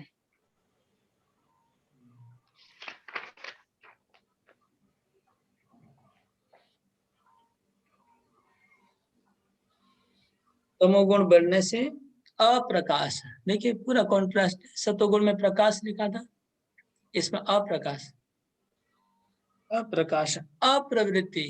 रजोगुण में प्रवृत्ति लिखा था, प्रवृत्ति मतलब काम करने की इच्छा, और तमोगुण में अप्रवृत्ति, कर्म करने की इच्छा नहीं हो रही है, कुछ करने का मन नहीं कर रहा है, क्या करे, कुछ इच्छा नहीं हो रही है, ऐसा जब बोलते हैं मतलब तमोगुण आ रहा है। जब ऐसा मन में भावना आती कि कुछ करने की इच्छा नहीं हो रही है, ये जब मन में विचार आता है ना, वहां तमोगुण का समझ लीजिए प्रभाव आ रहा है। या फिर शुद्ध निर्गुण है, निर्गुण वाले को भी इच्छा नहीं होगी, लेकिन हम लोग निर्गुण में तो है नहीं, निर्गुण का नकल करके करेंगे तो प्रॉब्लम हो जाएगा। तो जो निर्गुण स्तर में जाएगा उसको भी कुछ करने की इच्छा नहीं होगी, और तमोगुण वालों को भी कुछ करने की इच्छा नहीं होगी। तो अप्रकाशो अप्रवृत्तिश्च प्रमाद, प्रमाद होगा तमोगुण में, और मोह, मोह होगा। ये सब तमोगुण के लक्षण है। यदा सत्त्वे प्रवृद्धे तो प्रलयं याति देहभृत् तदोत्तमविदां लोकान अमलान प्रतिपद्यते। जब कोई सतोगुण में मरता है तो उसे महर्षियों के विशुद्ध उच्चतर लोकों की प्राप्ति होती है। रजसी प्रलयं गत्वा कर्मसंगीषु जायते तथा प्रलीनस्तमसि मूढ़योनिषु जायते। जब कोई रजोगुण में मरता है तो वह सकाम कर्मियों के बीच में जन्म ग्रहण करता है, और जब वह कोई तमोगुण में मरता है तो वह पशु योनियों में जन्म धारण करता है। यहाँ पर भगवान जी तीनों गुणों का बहुत बहुत ब्रीफ, एकदम संक्षेप में परिचय बता रहे हैं। बहुत ब्रीफ मतलब बहुत इंपॉर्टेंट पॉइंट कि तीनों गुण कैसे बांधते हैं, उनके कैरेक्टरिस्टिक क्या है, शरीर में आने से उसका इफेक्ट क्या होगा, अभी पता मरने से क्या होगा, सतोगुण में मरने से क्या होगा, रजोगुण मरने और तमोगुण में मरने से क्या होगा। अगर कोई सतोगुण में मरेगा तो उच्च लोक में जाएगा, रजोगुण में मरेगा तो पृथ्वी में जन्म लेगा, मनुष्य बन के जन्म लेगा, क्योंकि कर्म करने की इच्छा होती है और कर्म क्षेत्र यही है केवल, और कहीं कर्म क्षेत्र नहीं है। और तमोगुण में मरेगा तो मूढ़ योनि से, मूढ़ योनि मतलब पशु योनि को प्राप्त होगा तमोगुण में मरने से। बहुत सिंपल है, इसमें कुछ बड़ी बात नहीं है। कर्मण सुकृतस्याहो सात्विकम निर्मल फलम रजसस्तु फलम दुःखम तमस अज्ञानम तमस फलम। पुण्य कर्म का फल शुद्ध होता है और सात्विक कहलाता है, लेकिन रजोगुण में संपन्न कर्म का फल दुख होता है, और तमोगुण में किए गए कर्म मूर्खता में प्रतिफलित होते हैं। तीनों कर्मों के फल को बता रहे हैं, कौन से गुण में रहते हुए कर्म करने से क्या क्या फल मिलेगा। तो सतो गुण से रह के अगर कर्म करेंगे तो जो फल होगा निर्मल फल मिलेगा, रजोगुण में कर्म करेंगे तो फल मिलेगा दुख, रजोगुण का फल दुख बोल रहे हैं। दुख में फल मिलेगा। जैसे कोई बहुत मेहनत करता है गधे के जैसा, और उसको पैसा मिलेगा, बहुत ज्यादा पैसा मिलेगा, पैसे से तो सुख मिल रहा है। एक्चुअली कर्म करने समय तो बहुत मेहनत होगा, है ना, कर्म करने के समय तो दुख भोगना ही पड़ेगा, लेकिन जब फल मिलता है ना उसका, उसमें भी दुख आता है, क्योंकि वो पैसा आता है तो पैसे से टेंशन होता है कि पैसे को कहाँ छुपा है, वो दुख हो जाता है। वह पैसे को कोई ले लेगा, मेरे बच्चे लोग आपस में झगड़ा करने चल रहे, दोनों लड़के झगड़ा करने लग जाएंगे कि हमको इतना दो, हमको इतना प्रॉपर्टी दो, हमको इतना प्रॉपर्टी दो, या किसी न किसी प्रकार से वो दुख को लेके आता है वो पैसा, वो फल, इसलिए दुख का बात है वो। और तमोगुण का फल तो अज्ञान है।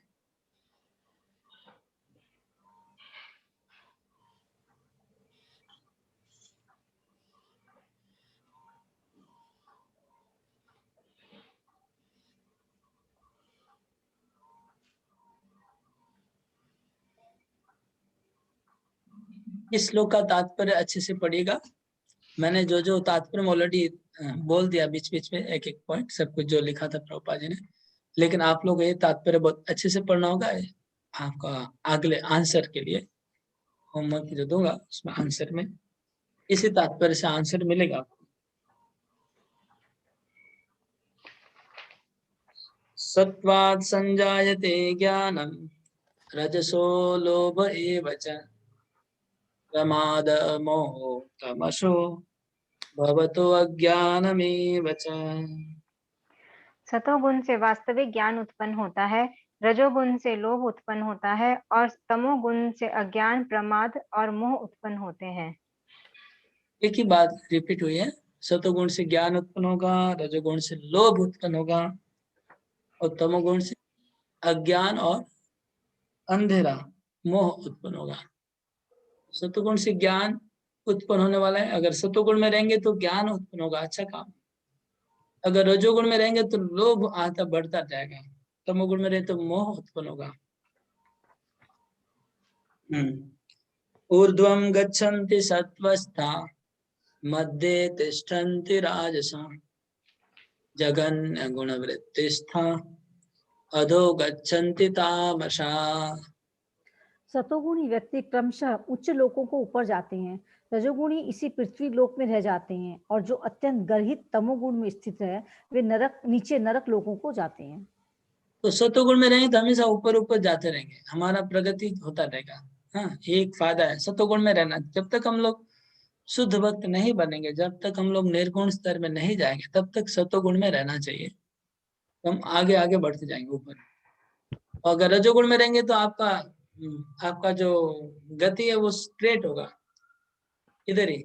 सतोगुण मतलब ऊपर ऊपर जाएगा, और हॉरिजॉन्टल और क्या वर्टिकल, और एक होता है अगर तमोगुण का तो आपका गति नीचे की तरफ जाएगा, गाड़ी नीचे जाएगा। देखना है हमको स्केल, कैसे गाड़ी चलाना है, सीधा जाना है, ऊपर जाना है कि नीचे जाना है।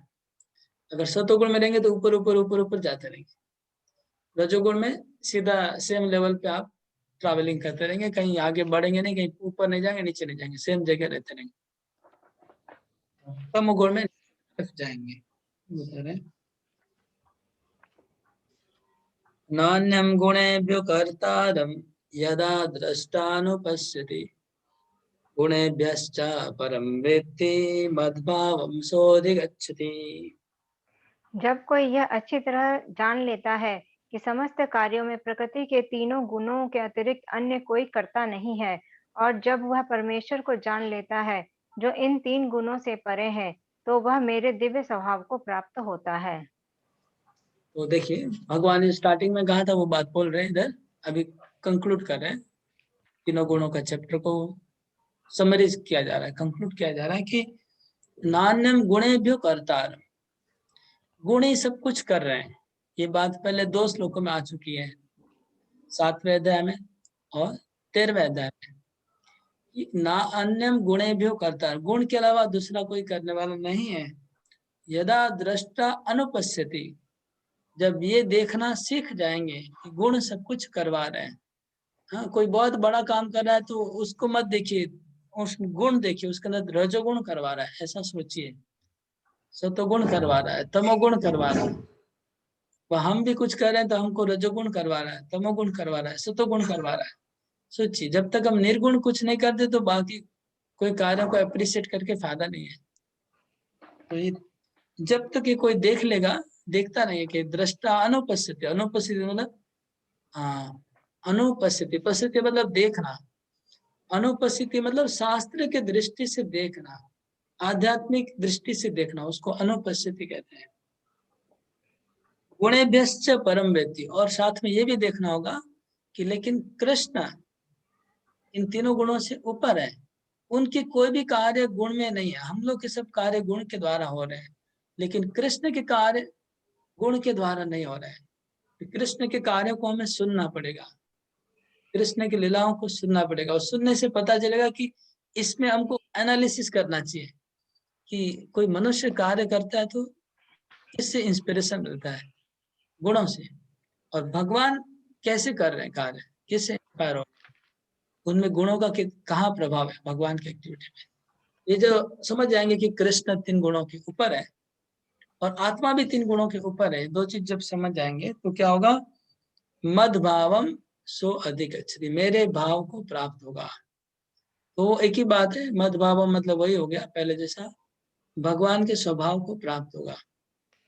भगवान का जो स्वभाव है, भगवान का जो नेचर है, भगवान जैसे 3 गुणों के बाहर है, हम भी 3 गुणों के बाहर निकल पाएंगे अगर देखेंगे। लेकिन ये सब करने के लिए केवल भगवान का 24 घंटा भगवान का नाम जप करना, भगवान का स्मरण करना, यही उपाय है।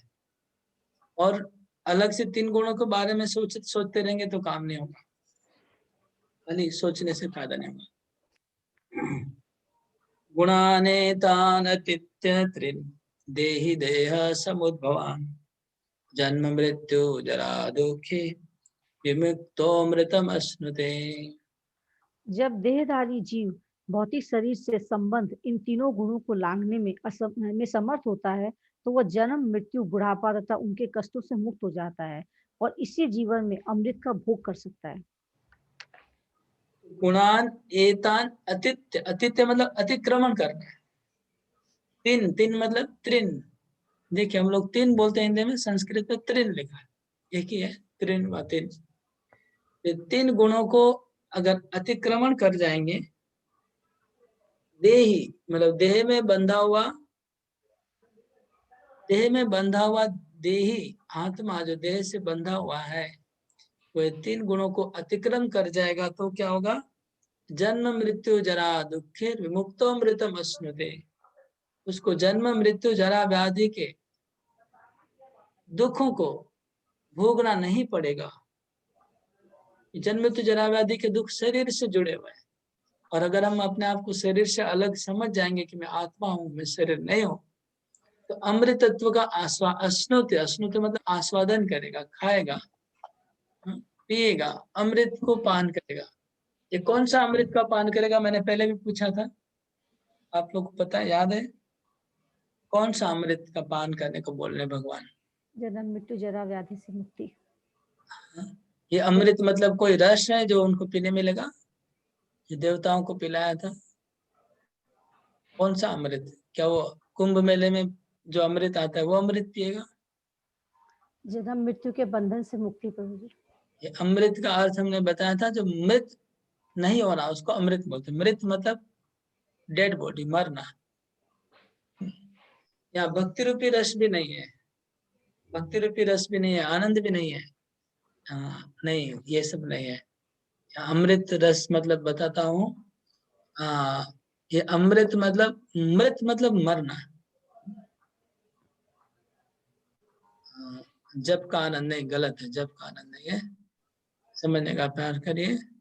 यहाँ भगवान अभी भक्ति की बात बोले नहीं है, पूरे अध्याय में एक बार भी भक्ति का बात आया ही नहीं है, इसलिए उसको मत लाइए, यहाँ पर ज्ञान की बात हो रही है। तो कहते हैं कि अमृतम अश्नुते, मृत मतलब मरना, तो आत्मा मरता नहीं, आत्मा अमर है। तो आत्मा को अगर अनुभव हो जाए कि मैं मरने वाला नहीं हूं, मैं अमर हूं, इस अनुभव से एक प्रकार का आनंद होता है, वो आनंद को यहाँ पर अमृत अश्नुते कहा जा रहा है। ब्रह्मानंद कहते हैं इसको। और वो खाली हमको इतना खाली अनुभव हो जाए कि मैं नित्य हूँ, मैं अमर हूँ, उससे एक आध्यात्मिक आनंद मिलेगा। वो आनंद आध्यात्मिक आनंद है, भक्ति के आनंद से इसका कोई संबंध नहीं। ये ब्रह्म का अनुभव का आनंद है। वो आनंद मिल जाएगा केवल 3 गुणों से मुक्त होने से। और भक्ति करेंगे तो उसके ऊपर दूसरे आनंद मिलेगा। वो उसकी बात तो और भी ऊपर, उसकी बात ही नहीं हो रही यहाँ पर। खाली 3 गुणों से निकलने से इतना आनंद मिल जाएगा, भले भक्ति नहीं भी करे।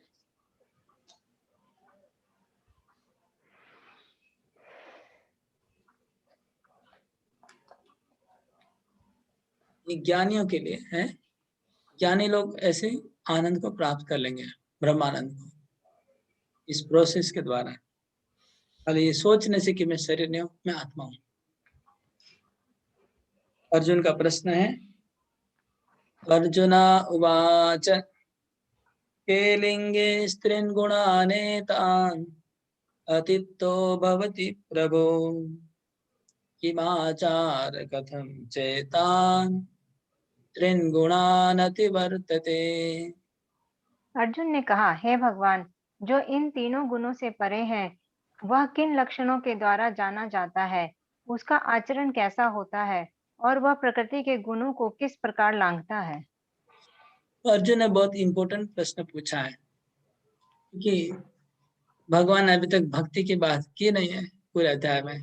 और अर्जुन इस प्रश्न के द्वारा भगवान के मुंह से भक्ति का बात निकलवा रहे हैं। अभी भगवान बोलेंगे अगले श्लोकों में, लेकिन यहाँ प्रश्न को पहले समझिए। प्रश्न क्या है? भगवान ने कहा कि अगर कोई समझ जाएगा कि मैं 3 गुण को अतिक्रमण कर जाएगा तो वो अमृतत्व आसादन करेगा।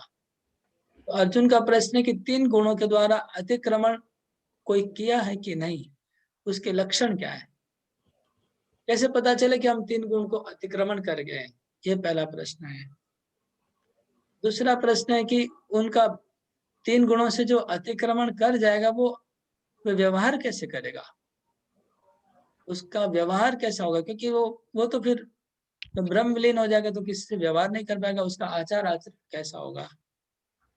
और तीसरा प्रश्न है कि इसका उपाय क्या है। तो 3 प्रश्न है, याद रखिए इस श्लोक में। पहला प्रश्न है कि त्रिगुणातीत व्यक्ति का लक्षण क्या है। दूसरा है उसका आचार आचरण व्यवहार कैसा है।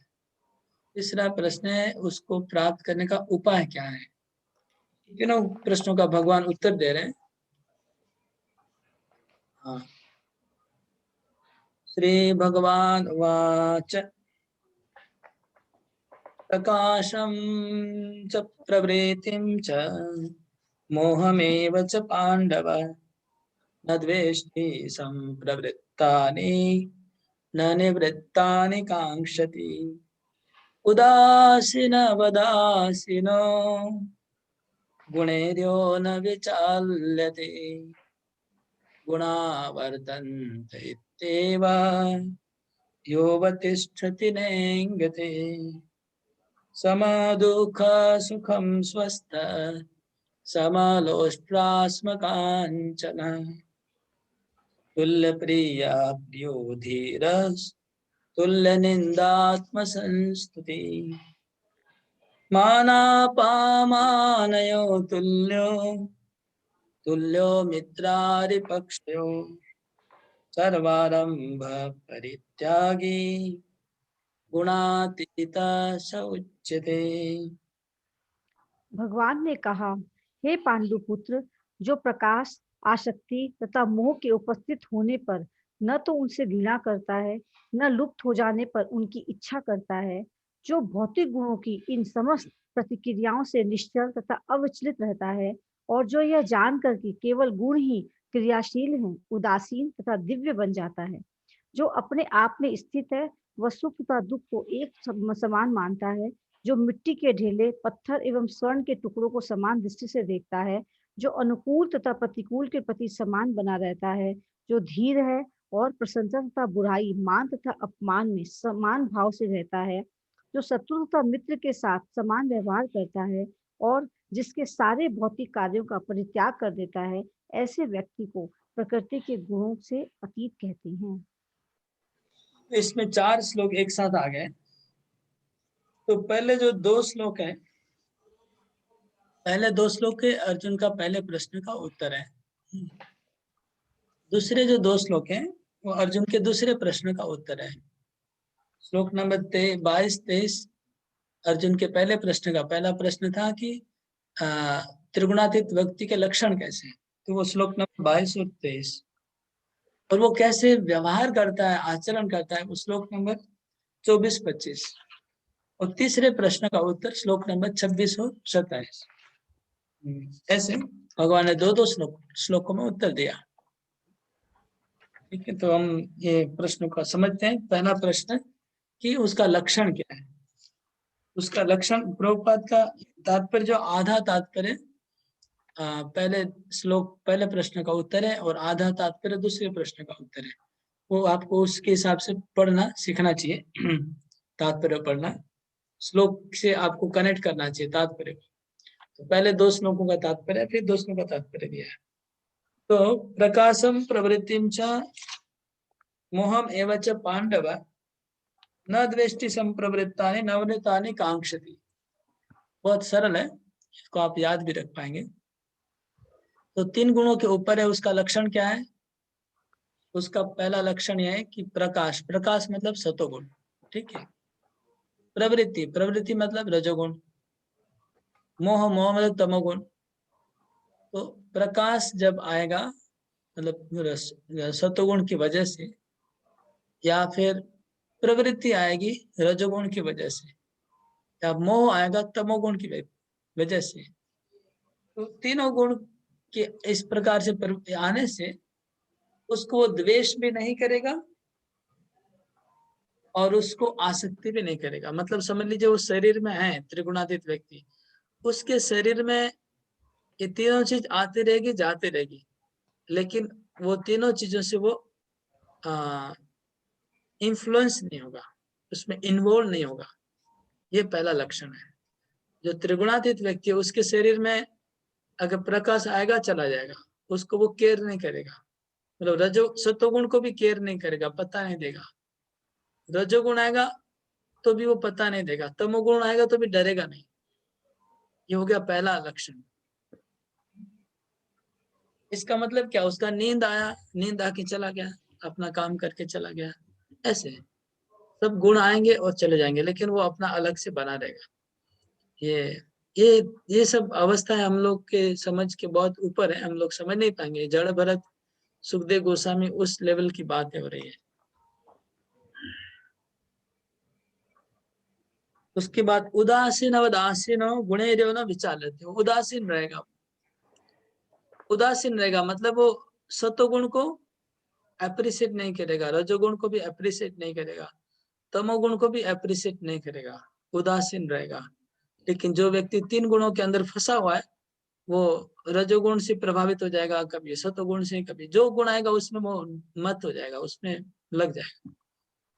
उदासीन वदासीन गुणे न विचार लेते, गुणों पे आने पे विचलित नहीं होगा, वो स्थिर बना रहेगा जैसा अपनी भक्ति में। एक्चुअली ये ज्ञान का है बात, इसलिए हम लोग को समझ। लेकिन अगर आप भक्ति की दृष्टि से इसको समझेंगे तो ये हो गया कि अब हम हरिनाम जप कर रहे हैं, तो हरिनाम जप करते करते सतोगुणी आइडिया आएगा दिमाग में, अच्छा आइडिया आएगा, तो उसको हम जप का ध्यान छोड़ के हमारा मन वो सतोगुणी में चला जाएगा। हाँ, हमको प्रचार करना है, हमको ये करना है, हमको वो करना है। फिर कभी रजोगुणी आइडिया आएगा, अरे ज्यादा कर्म, कैसे पैसा कमाना है, बैंक का, ये सब अच्छे आइडिया है, उसमें मन चला जाएगा। या फिर तमोगुणी आइडिया आएगा, फिर हम नींद आएगा, आलस आएगा, मोह आएगा, जप करने की इच्छा नहीं हो रही। तो अगर हम जप करते रहेंगे चाहे कुछ भी आए, सतोगुण रजोगुण, हम अपना जप में निष्ठावान व्यक्ति जो होगा वो तीनों गुण के आइडिया को पता नहीं देगा, वो उसको पता नहीं देगा ज्यादा। तो समझना है कि वो क्रॉस कर पा रहा है 3 गुण को, टैकल कर पा रहा है, भक्ति से विचलित नहीं होगा, भक्ति में बना रहेगा। चाहे सत्वगुण आ जाएगा, उसको भक्ति से हटा नहीं सकते, रजोगुण नहीं हटा सकता है, तमोगुण से। तो जनरली जो नॉर्मल डिवोटी है उसको पहले तमोगुण ही भक्ति से हटा देता है। भक्ति कर रहा है, तमोगुण आके उसको सुला देगा, तमोगुण आके उसको मोह में डाल देगा, तमोगुण आके उसको बंद कर, फिर उसके आगे रजोगुण हटा देगा। भक्ति कर रहे हैं तो रजोगुण आके ऐसा अच्छा अच्छा आइडिया देगा, उसको भक्ति से हटा देगा। उसमें भी नहीं हुआ तो सतोगुण तो हटा ही देगा, अच्छे काम के लिए उसको भक्ति से हटा देगा। ये बात है। अभी बाकी 2 श्लोकों में चर्चा हो रही है कि जो व्यक्ति त्रिगुणातीत है उसका आचरण कैसा होगा, दूसरे लोगों के साथ उसका डीलिंग कैसा होगा, ये बहुत इंपॉर्टेंट है। तो समा दुख सुखा, पहला सुख दुख में वो समान रहेगा, पहला बात है। अगर भक्ति की दृष्टि से देखेंगे तो भक्ति सुख में रहेगा तो भी भक्ति बंद नहीं करेगा, दुख में भी भक्ति बंद नहीं करेगा। समलोष्ट्र आस्म कांचना, सोने का टुकड़ा, मिट्टी का टुकड़ा और लोहे का टुकड़ा, तीनों टुकड़ा अगर उनके सामने रख दिया जाए, एक सोने का टुकड़ा है, एक लोहे का टुकड़ा और एक मिट्टी का टुकड़ा, उसके पास तीनों का दाम बराबर लगेगा। उसको ये नहीं लगेगा कि ये महंगा है ये सस्ता है, ऐसा विचार नहीं आएगा। सोच लीजिए अपना अवस्था, इसको एक एग्जाम्पल, कितना ग्रोस एग्जाम्पल यूज किया है समझने के लिए। अगर आपके पास एक नोट का बंडल है 500 का, एक नकली कागज का बंडल लगा हुआ है, और दोनों का आपको बराबर लगेगा अगर त्रिगुणातीत है तो। फिर है तुल्य प्रिया प्रिय धीर तुल्य निंदात्म संस्तुति, उसको कोई निंदा करेगा या कोई स्तुति करेगा, ये दोनों इक्वल लगेगा। निंदा और स्तुति दोनों को एक जैसा ही उसको दिखेगा, उसमें कोई डिफरेंस नहीं दिखेगा। अब ये भी बहुत अपने आप को टेस्ट करने के लिए भी अच्छा है, आप टेस्ट कर सकते हैं निंदा और स्तुति में हम लोग एक जैसे रह पाते कि नहीं। ये हो गया। फिर अगले का मान और अपमान में समान, कोई सम्मान करता है, बहुत अच्छे से सम्मान किया, पूजा किया, प्रणाम किया, बहुत अच्छा लगा, और दूसरा कोई आके अपमान कर दिया, टोटली उल्टा, तो उसको दोनों इक्वल लगे। जैसे सम्मान करने के समय हम सम्मान के अधिकारी नहीं हैं, फिर भी हम सम्मान ग्रहण कर लिए, तो फिर अपमान भी ग्रहण करना चाहिए। अगर अपमान ग्रहण नहीं करना है तो सम्मान क्यों ग्रहण कर रहे हैं? तो मान अपमान दोनों को इक्वली ग्रहण करेगा। वो व्यक्ति जो त्रिगुणातीत है उसको बराबर ही दिखेगा ही बराबर, उसको प्रयास नहीं करना पड़ेगा, उसको सोचना नहीं पड़ेगा, उसके लिए बराबर ही है दोनों। तुल्य मित्रारि पक्षयो, उसको मित्र और शत्रु दोनों बराबर लगेंगे। कितना पावरफुल पैरामीटर भगवान ने दे दिया, मानो इसमें कोई इसमें चीटिंग नहीं कर पाएगा, कोई चीटिंग नहीं कर पाएगा, कोई ये नहीं बोल पाएगा कि मैं त्रिगुणातीत हूँ। हाँ, एकदम तुरंत पकड़ में आ जाएगा कोई भी व्यक्ति। पावरफुल। सर्वारंभ परित्यागी गुणातीत सउच्यते, कोई बड़े बड़े आरंभ व आडंबर नहीं करेगा। ये लक्षण हो गए। आचरण हो गया, आचरण में क्या क्या आया? एक हो गया सुख और दुख में वो समभावपन रहेगा। फिर उसमें मिट्टी का ढेला, लोहे का ढेला, और लोहा, सोना और मिट्टी, तीनों को अगर उसको एक जैसा दिखेगा, ये हो गया। दूसरा था निंदा और स्तुति, दो माइक बॉक्स लगा दो, एक में उसको निंदा एक में स्तुति हो रही है, दोनों इक्वल दिखेगा वो। और मान और अपमान एक जैसा दिखेगा, ये हो गया पैरामीटर। और एक मित्र और शत्रु, मित्रारि पक्षे, बहुत पावरफुल और बहुत सिंपल, कोई भी समझ सकता है, मूर्ख आदमी भी समझ सकता है इसको। क्या समझने में सोने का टुकड़ा और लोहे का टुकड़ा में क्या डिफरेंस है? ओके, ये हो गया लक्षण। अभी ये कैसे प्राप्त होगा वो अगले श्लोक में भगवान बता रहे हैं कि how to get that situation, त्रिगुणातीत कैसे हो सकते हैं। तीसरा प्रश्न अर्जुन का, माम च यो व्यभिचारेण भक्ति योगेन सेवते सगुणान् शमत्येतान् ब्रह्म भूयाय कल्पते। जो समस्त परिस्थितियों में अविचलित भाव से पूर्ण भक्ति में प्रवृत्त होता है वह तुरंत ही प्रकृति के गुणों को लांघ जाता है और इस प्रकार ब्रह्म के स्तर तक पहुंच जाता है। ओके, बहुत सिंपल है, एक शब्द में आंसर दे दिया है, वन वर्ड आंसर। अव्यभिचारेण भक्ति योगेन, त्रिगुणातीत होने का उपाय क्या है? भक्ति योग। कौन सा भक्ति योग? अव्यभिचारेण। बस एक शब्द में आंसर दे दिया।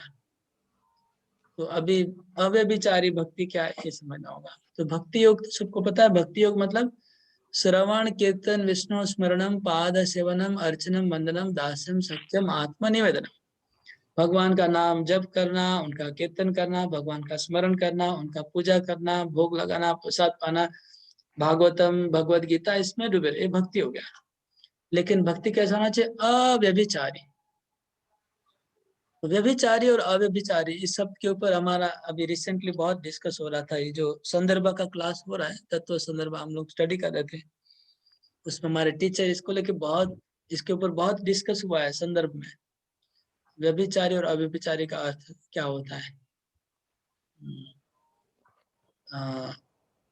बहुत डिटेल में, लेकिन संक्षेप में यही कहा जाएगा कि व्यभिचरति, अव्यभिचारी और व्यभिचारी। अव्यभिचारी मतलब कृष्ण के अलावा और कोई उनका लक्ष्य नहीं होना चाहिए। कृष्ण के अलावा और किसी की अनन्य हो गया, अनन्य भक्ति।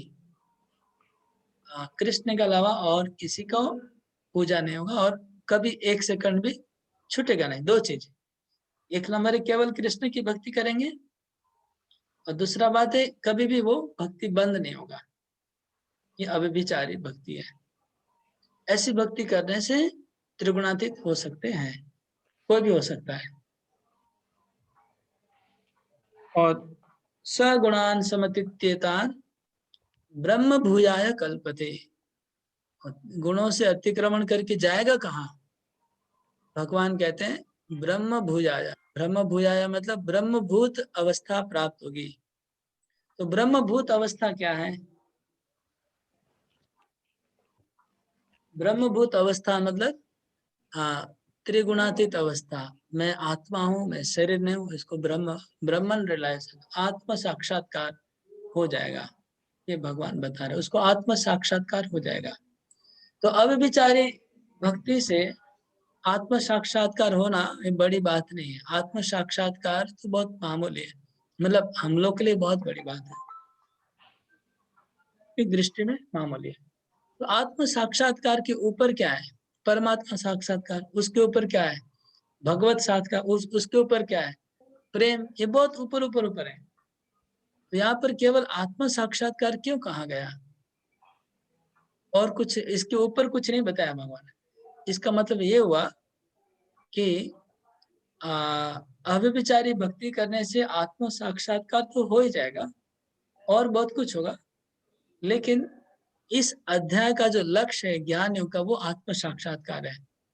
और अगर आत्म साक्षात्कार ज्ञान के द्वारा होता है, लेकिन भगवान बोलते नहीं, केवल ज्ञान के द्वारा आत्म साक्षात्कार भी नहीं हो सकता है।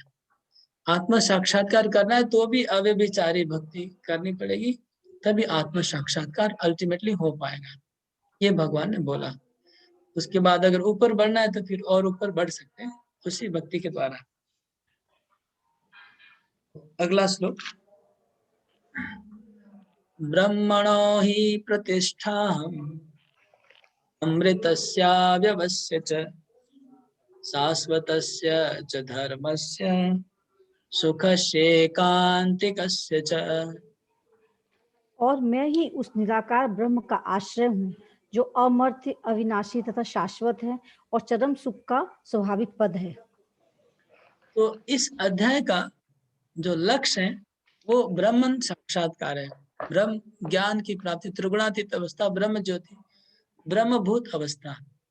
तो अभी भगवान ब्रह्मभूत अवस्था तक पहुंचा दिए, ब्रह्मभूत अवस्था का परिचय करवा दिया। अभी भगवान इस श्लोक में बता रहे, लेकिन ये एंड नहीं है। यहाँ पहुंचना एंड नहीं है। ज्ञानी को यहाँ तक पहुंचने का रास्ता भगवान ने बता दिया। बता के फिर लास्ट में खाली एक श्लोक में भगवान बोलते हैं ये एंड नहीं है, इसके आगे और भी रास्ता है। क्या बोलते हैं? ब्रह्मणो ही प्रतिष्ठा हम, तो मैं ही वो ब्रह्म का आश्रय हूं। इसका मतलब क्या हुआ कि इसके ऊपर मैं हूं, तो यहाँ पहुंचने के बाद भी मेरे पास पहुंचना बाकी रहता है, रास्ता मेरे पास पहुंचना चाहिए अल्टीमेटली। वो भगवान हिंट्स दिया, स्पष्ट नहीं लेकिन हिंट्स दे दिया कि ये एक अवस्था है, इसके ऊपर की अवस्था है, मुझे प्राप्त करना। और यहाँ पर ब्राह्मण क्या होता है, ब्राह्मण का थोड़ा सा भगवान ने ब्राह्मण का परिचय करता है। ब्रह्म ज्योति क्या होती है, ब्रह्म साक्षात्कार क्या होता है, और बोल रहे हैं ब्रह्म साक्षात्कार क्या है?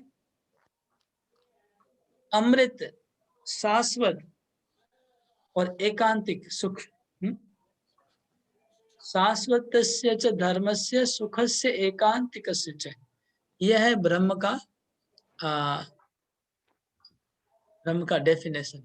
ब्रह्म साक्षात्कार में क्या मिलेगा वो डेफिनेशन है। अनुवाद में क्या लिखा फिर से देखता हूँ। अविनाशी, अमर्त्य, शाश्वत, चरम सुख का स्वाभाविक पद, ये ब्रह्मन है। वो ब्रह्म ज्योति है, एक स्तर है, आध्यात्मिक स्तर। भगवान के शरीर का प्रकाश ही ब्रह्म ज्योति है। हाँ, भगवान के शरीर से जो प्रकाश निकल रहा है वो ब्रह्म ज्योति है। और वो आत्मा भी ब्रह्म है, चिन्मय आत्मा ब्रह्म ज्योति का अंश है। वो प्राप्ति होगा इस अध्याय के पूरा स्ट्रिक्टली फॉलो करने से, वहां पहुंचेंगे, ब्रह्म साक्षात्कार तक पहुंचेंगे। तो हम पूरा अध्याय एक साथ किया, थोड़ा सा फास्ट किया क्योंकि पूरा अध्याय एक साथ पढ़ने से आपको पूरा दिमाग में बैठ जाएगा। पूरा अध्याय अच्छे से दिमाग में बैठ जाएगा। टुकड़ा टुकड़ा करने से थोड़ा कंफ्यूज जाते हैं। और बहुत सिंपल भी है, इसको समझने में डिफिकल्ट नहीं, क्योंकि ये ज्ञान का अध्याय है। अभी मैं सोच रहा हूँ आप लोग कुछ क्वेश्चन भी दे देता हूँ क्या इसी के साथ में, तो तुरंत आप लोग दिमाग में बैठ जाएगा क्या कर रहे हैं आगे।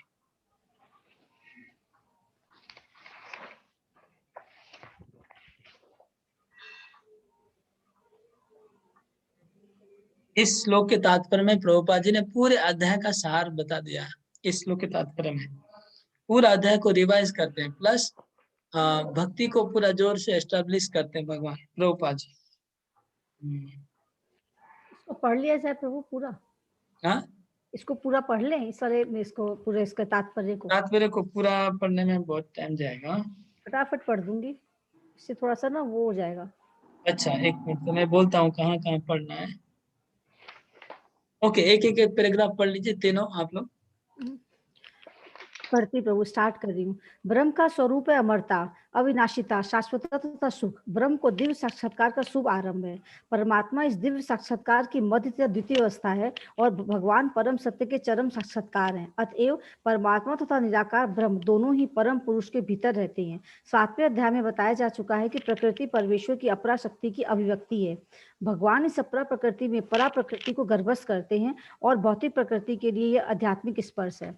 जब इस प्रकृति द्वारा बद्ध जीव आध्यात्मिक ज्ञान का अनुशीलन करना प्रारंभ करता है तो वह इस भौतिक जगत के पद से ऊपर उठने लगता है और क्रमशः परमेश्वर के बोध ब्रह्म बोध तक ऊपर उठ जाता है। ब्रह्म बोध की प्राप्ति आत्म साक्षात की दिशा में प्रथम अवस्था है। इस अवस्था में ब्रह्मभूत व्यक्ति भौतिक पद को पार कर जाता है, लेकिन वह ब्रह्म साक्षात्कार से पूर्णता प्राप्त नहीं कर पाता। यदि वह चाहे तो इस ब्रह्म पद पर बना रह सकता है और धीरे धीरे परमात्मा के साक्षात्कार को और फिर भगवान के साक्षात्कार को प्राप्त कर सकता है। वैदिक साहित्य में इसके उदाहरण भरे पड़े हैं। चारों कुमार पहले निराकार ब्रह्म में स्थित थे, लेकिन क्रमशः वे भक्ति पद तक उठ गए। जो व्यक्ति निराकार ब्रह्म पद से ऊपर नहीं उठ जाता उसके नीचे गिरने का डर बना रहता है। श्री भागवत में कहा गया है कि भले ही वह निराकार ब्रह्म की अवस्था को प्राप्त कर ले, लेकिन किंतु इससे ऊपर उठे बिना वह तथा परम पुरुष के विषय में सूचना प्राप्त किए बिना उसकी बुद्धि विमल नहीं हो पाती। अतएव ब्रह्म पद तक उठे जाने के बाद भी यदि भगवान की भक्ति नहीं की जाती तो नीचे गिरने का भय बना रहता है। वैदिक भाषा में यह भी कहा गया है रस के आगार भगवान श्री कृष्ण को जान लेने पर मनुष्य वास्तव में दिव्य आनंदमय हो जाता है। तैत्तरीय उपनिषद परमेश्वर के 6 गुणों में ऐश्वर्य से पूर्ण है, और जब भक्त निकट पहुंचता है तो इस 6 ऐश्वर्यों का आदान प्रदान होता है। राजा का सेवक लगभग राजा के ही समान पद का भोग करता है।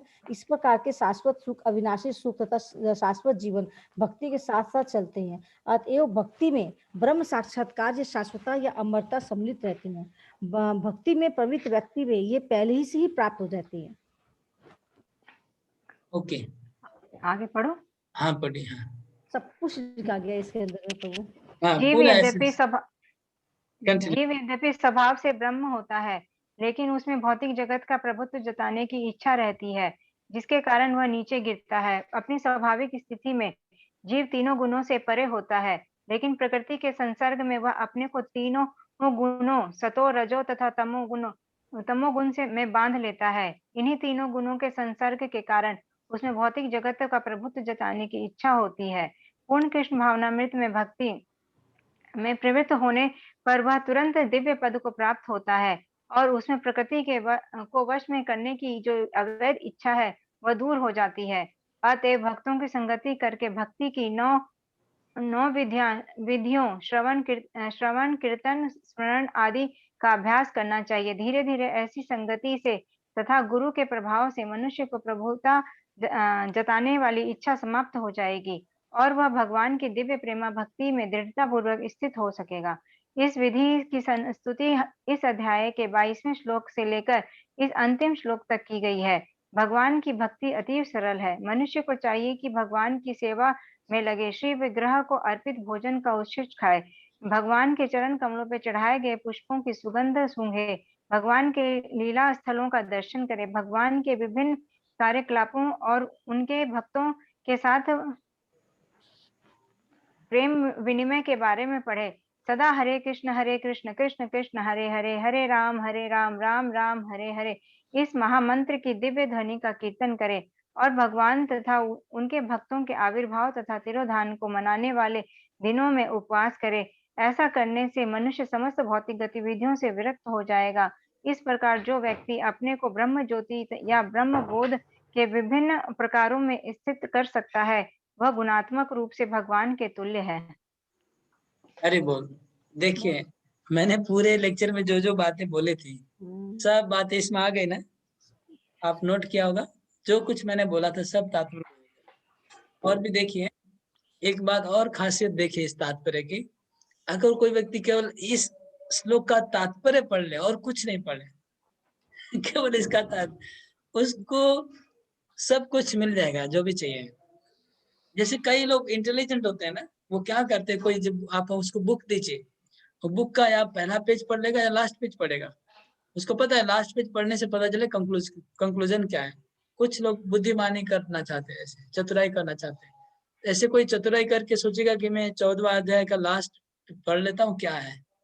तो अगर एक ही खाली लास्ट लोग कोई पढ़ता है पूरा अध्याय का सार जानने के लिए, तो उसका भक्ति को सार पूरा मिल जाएगा। प्रभुपाद ने सब कुछ इसमें डाल दिया, हरे कृष्णा जप करना है, विग्रह का पूजा करना है, भोग लगाना है, प्रसाद खाना है, एकादशी का सब कुछ जो जो भक्त सब डाल दिया, जरूरी चीजें। ये उनके तात्पर्य की बहुत विशेष महिमा है। अभी मैं आप लोग कुछ होमवर्क अभी इंस्टेंटली देता हूँ, कभी मेरे दिमाग में भी फ्रेश है, आप लोग को भी फ्रेश है, अभी कुछ बोलने से आपको सुविधा हो जाएगी। तो मैं सोचता हूँ ओपन बुक क्वेश्चन एक दे देता हूँ, ये इसका ये जो हम होमवर्क में दूंगा इसके ऊपर मार्किंग होगा सीधा, अलग से कुछ आपको फिर इस अध्याय से हमको देना नहीं पड़ेगा। तो वो मैं बोल देता हूँ क्या, एक दो क्वेश्चन दे देता हूँ जो ओपन बुक के जैसा होगा, आपको उसको लिखना होगा। तो एक ऐसे क्वेश्चन लिखिए जिसमें आपको तीनों गुणों का वर्णन करना है। तीनों गुण में क्या क्या वर्णन करना है, वो तीन उनका कैरेक्टरिस्टिक क्या है उस गुण का, 1 नंबर, वो गुण कैसे बांधता है, 2 नंबर, गुण का कैरेक्टरिस्टिक क्या है, वो बांधता कैसे है, और जिनमें वो गुण है उनके लक्षण, ऐसे लोगों के लक्षण क्या है। और उसमें आपको तीनों गुण के लिए एक एक एक छोटा सा एक उदाहरण देना होगा, सतोगुणी व्यक्ति का कुछ उदाहरण, रजोगुणी के कुछ उदाहरण, तमोगुणी के कुछ उदाहरण देने होंगे। तो ऐसे करने से पूरा इस अध्याय का मोटा मोटी एवरेज आप लोगों को एक रफ आइडिया आ जाएगा। आपको दोबारा रीडिंग, आपका रीडिंग भी हो जाएगा इसी बहाने से। ये 3 चीज के ऊपर मोस्टली डिस्कस हुआ है। उसके बाद एक क्वेश्चन और है, ये जो मैं बोल रहा हूँ आपको बुक देख के ही लिखना होगा। हाँ, लिख के, हाँ, ये आपका ये हो जाएगा, क्या बोलते हैं, एक प्रकार ओपन बुक क्वेश्चन।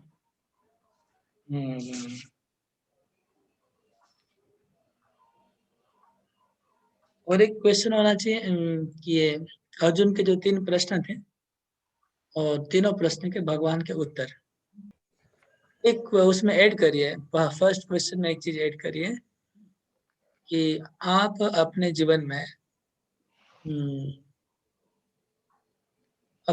में कभी सत्वगुण या रजोगुण, तीनों गुण का जब वृद्धि होता है तो आप जो अनुभव करते हैं उसको लिखिए। आपको कब लगता है कि हमारे जीवन में ऐसी ऐसी परिस्थितियां जो सत्वगुण का, उसका लिखना होगा। जब रजोगुण की वृद्धि होती है आपके जीवन में तो आपका कुछ मन में व शरीर में जो विकार आते हैं उसको लिखेंगे। आइडेंटिफाई करना है कि हाँ ऐसे ऐसे होता है, तब हमको लगता है हमारा रजोगुण बढ़ रहा है। व कुछ और उदाहरण लिखें तमोगुण का, कब कब। वो तीनों चीज को आपको अपने लाइफ से कुछ एक एक पैराग्राफ लिखना होगा तीनों के लिए। एक एक पैराग्राफ मतलब 4-5 लाइन में सतोगुण का, 4-5 लाइन में रजोगुण का, 4। ये एकदम प्रैक्टिकल होगा, आपको सोच के लिखना है इसको। ओके, तो पहला क्वेश्चन है एप्लीकेशन के साथ। दूसरा क्वेश्चन का भी एक एप्लीकेशन पार्ट भी देता हूँ। तो अर्जुन का 3 प्रश्न था कि मेरा क्या बोलते हैं त्रिगुणातीत व्यक्ति का लक्षण क्या है, फिर त्रिगुणातीत का आचरण क्या है और कैसे प्राप्त करते हैं। तो कैसे प्राप्त करते हैं वो तो बात हो गई, ठीक है। अभी विचारी भक्ति करनी वो तो चल रहा है। जो दूसरा है आचरण, आचरण के बारे में और लक्षण के बारे में उसमें अगर प्रैक्टिकली थोड़ा विचार किया जाए, आपके जीवन में सुख दुख, मान अपमान, निंदा स्तुति या मित्र और शत्रु जब सामने आज से, तो आपका रिएक्शन, आप उसको कैसे रिएक्ट करते हैं, सुख दुख को, मान अपमान को कैसे रिएक्ट करते हैं, वाह, निंदा स्तुति सुनने से कैसे रिएक्ट करते हैं,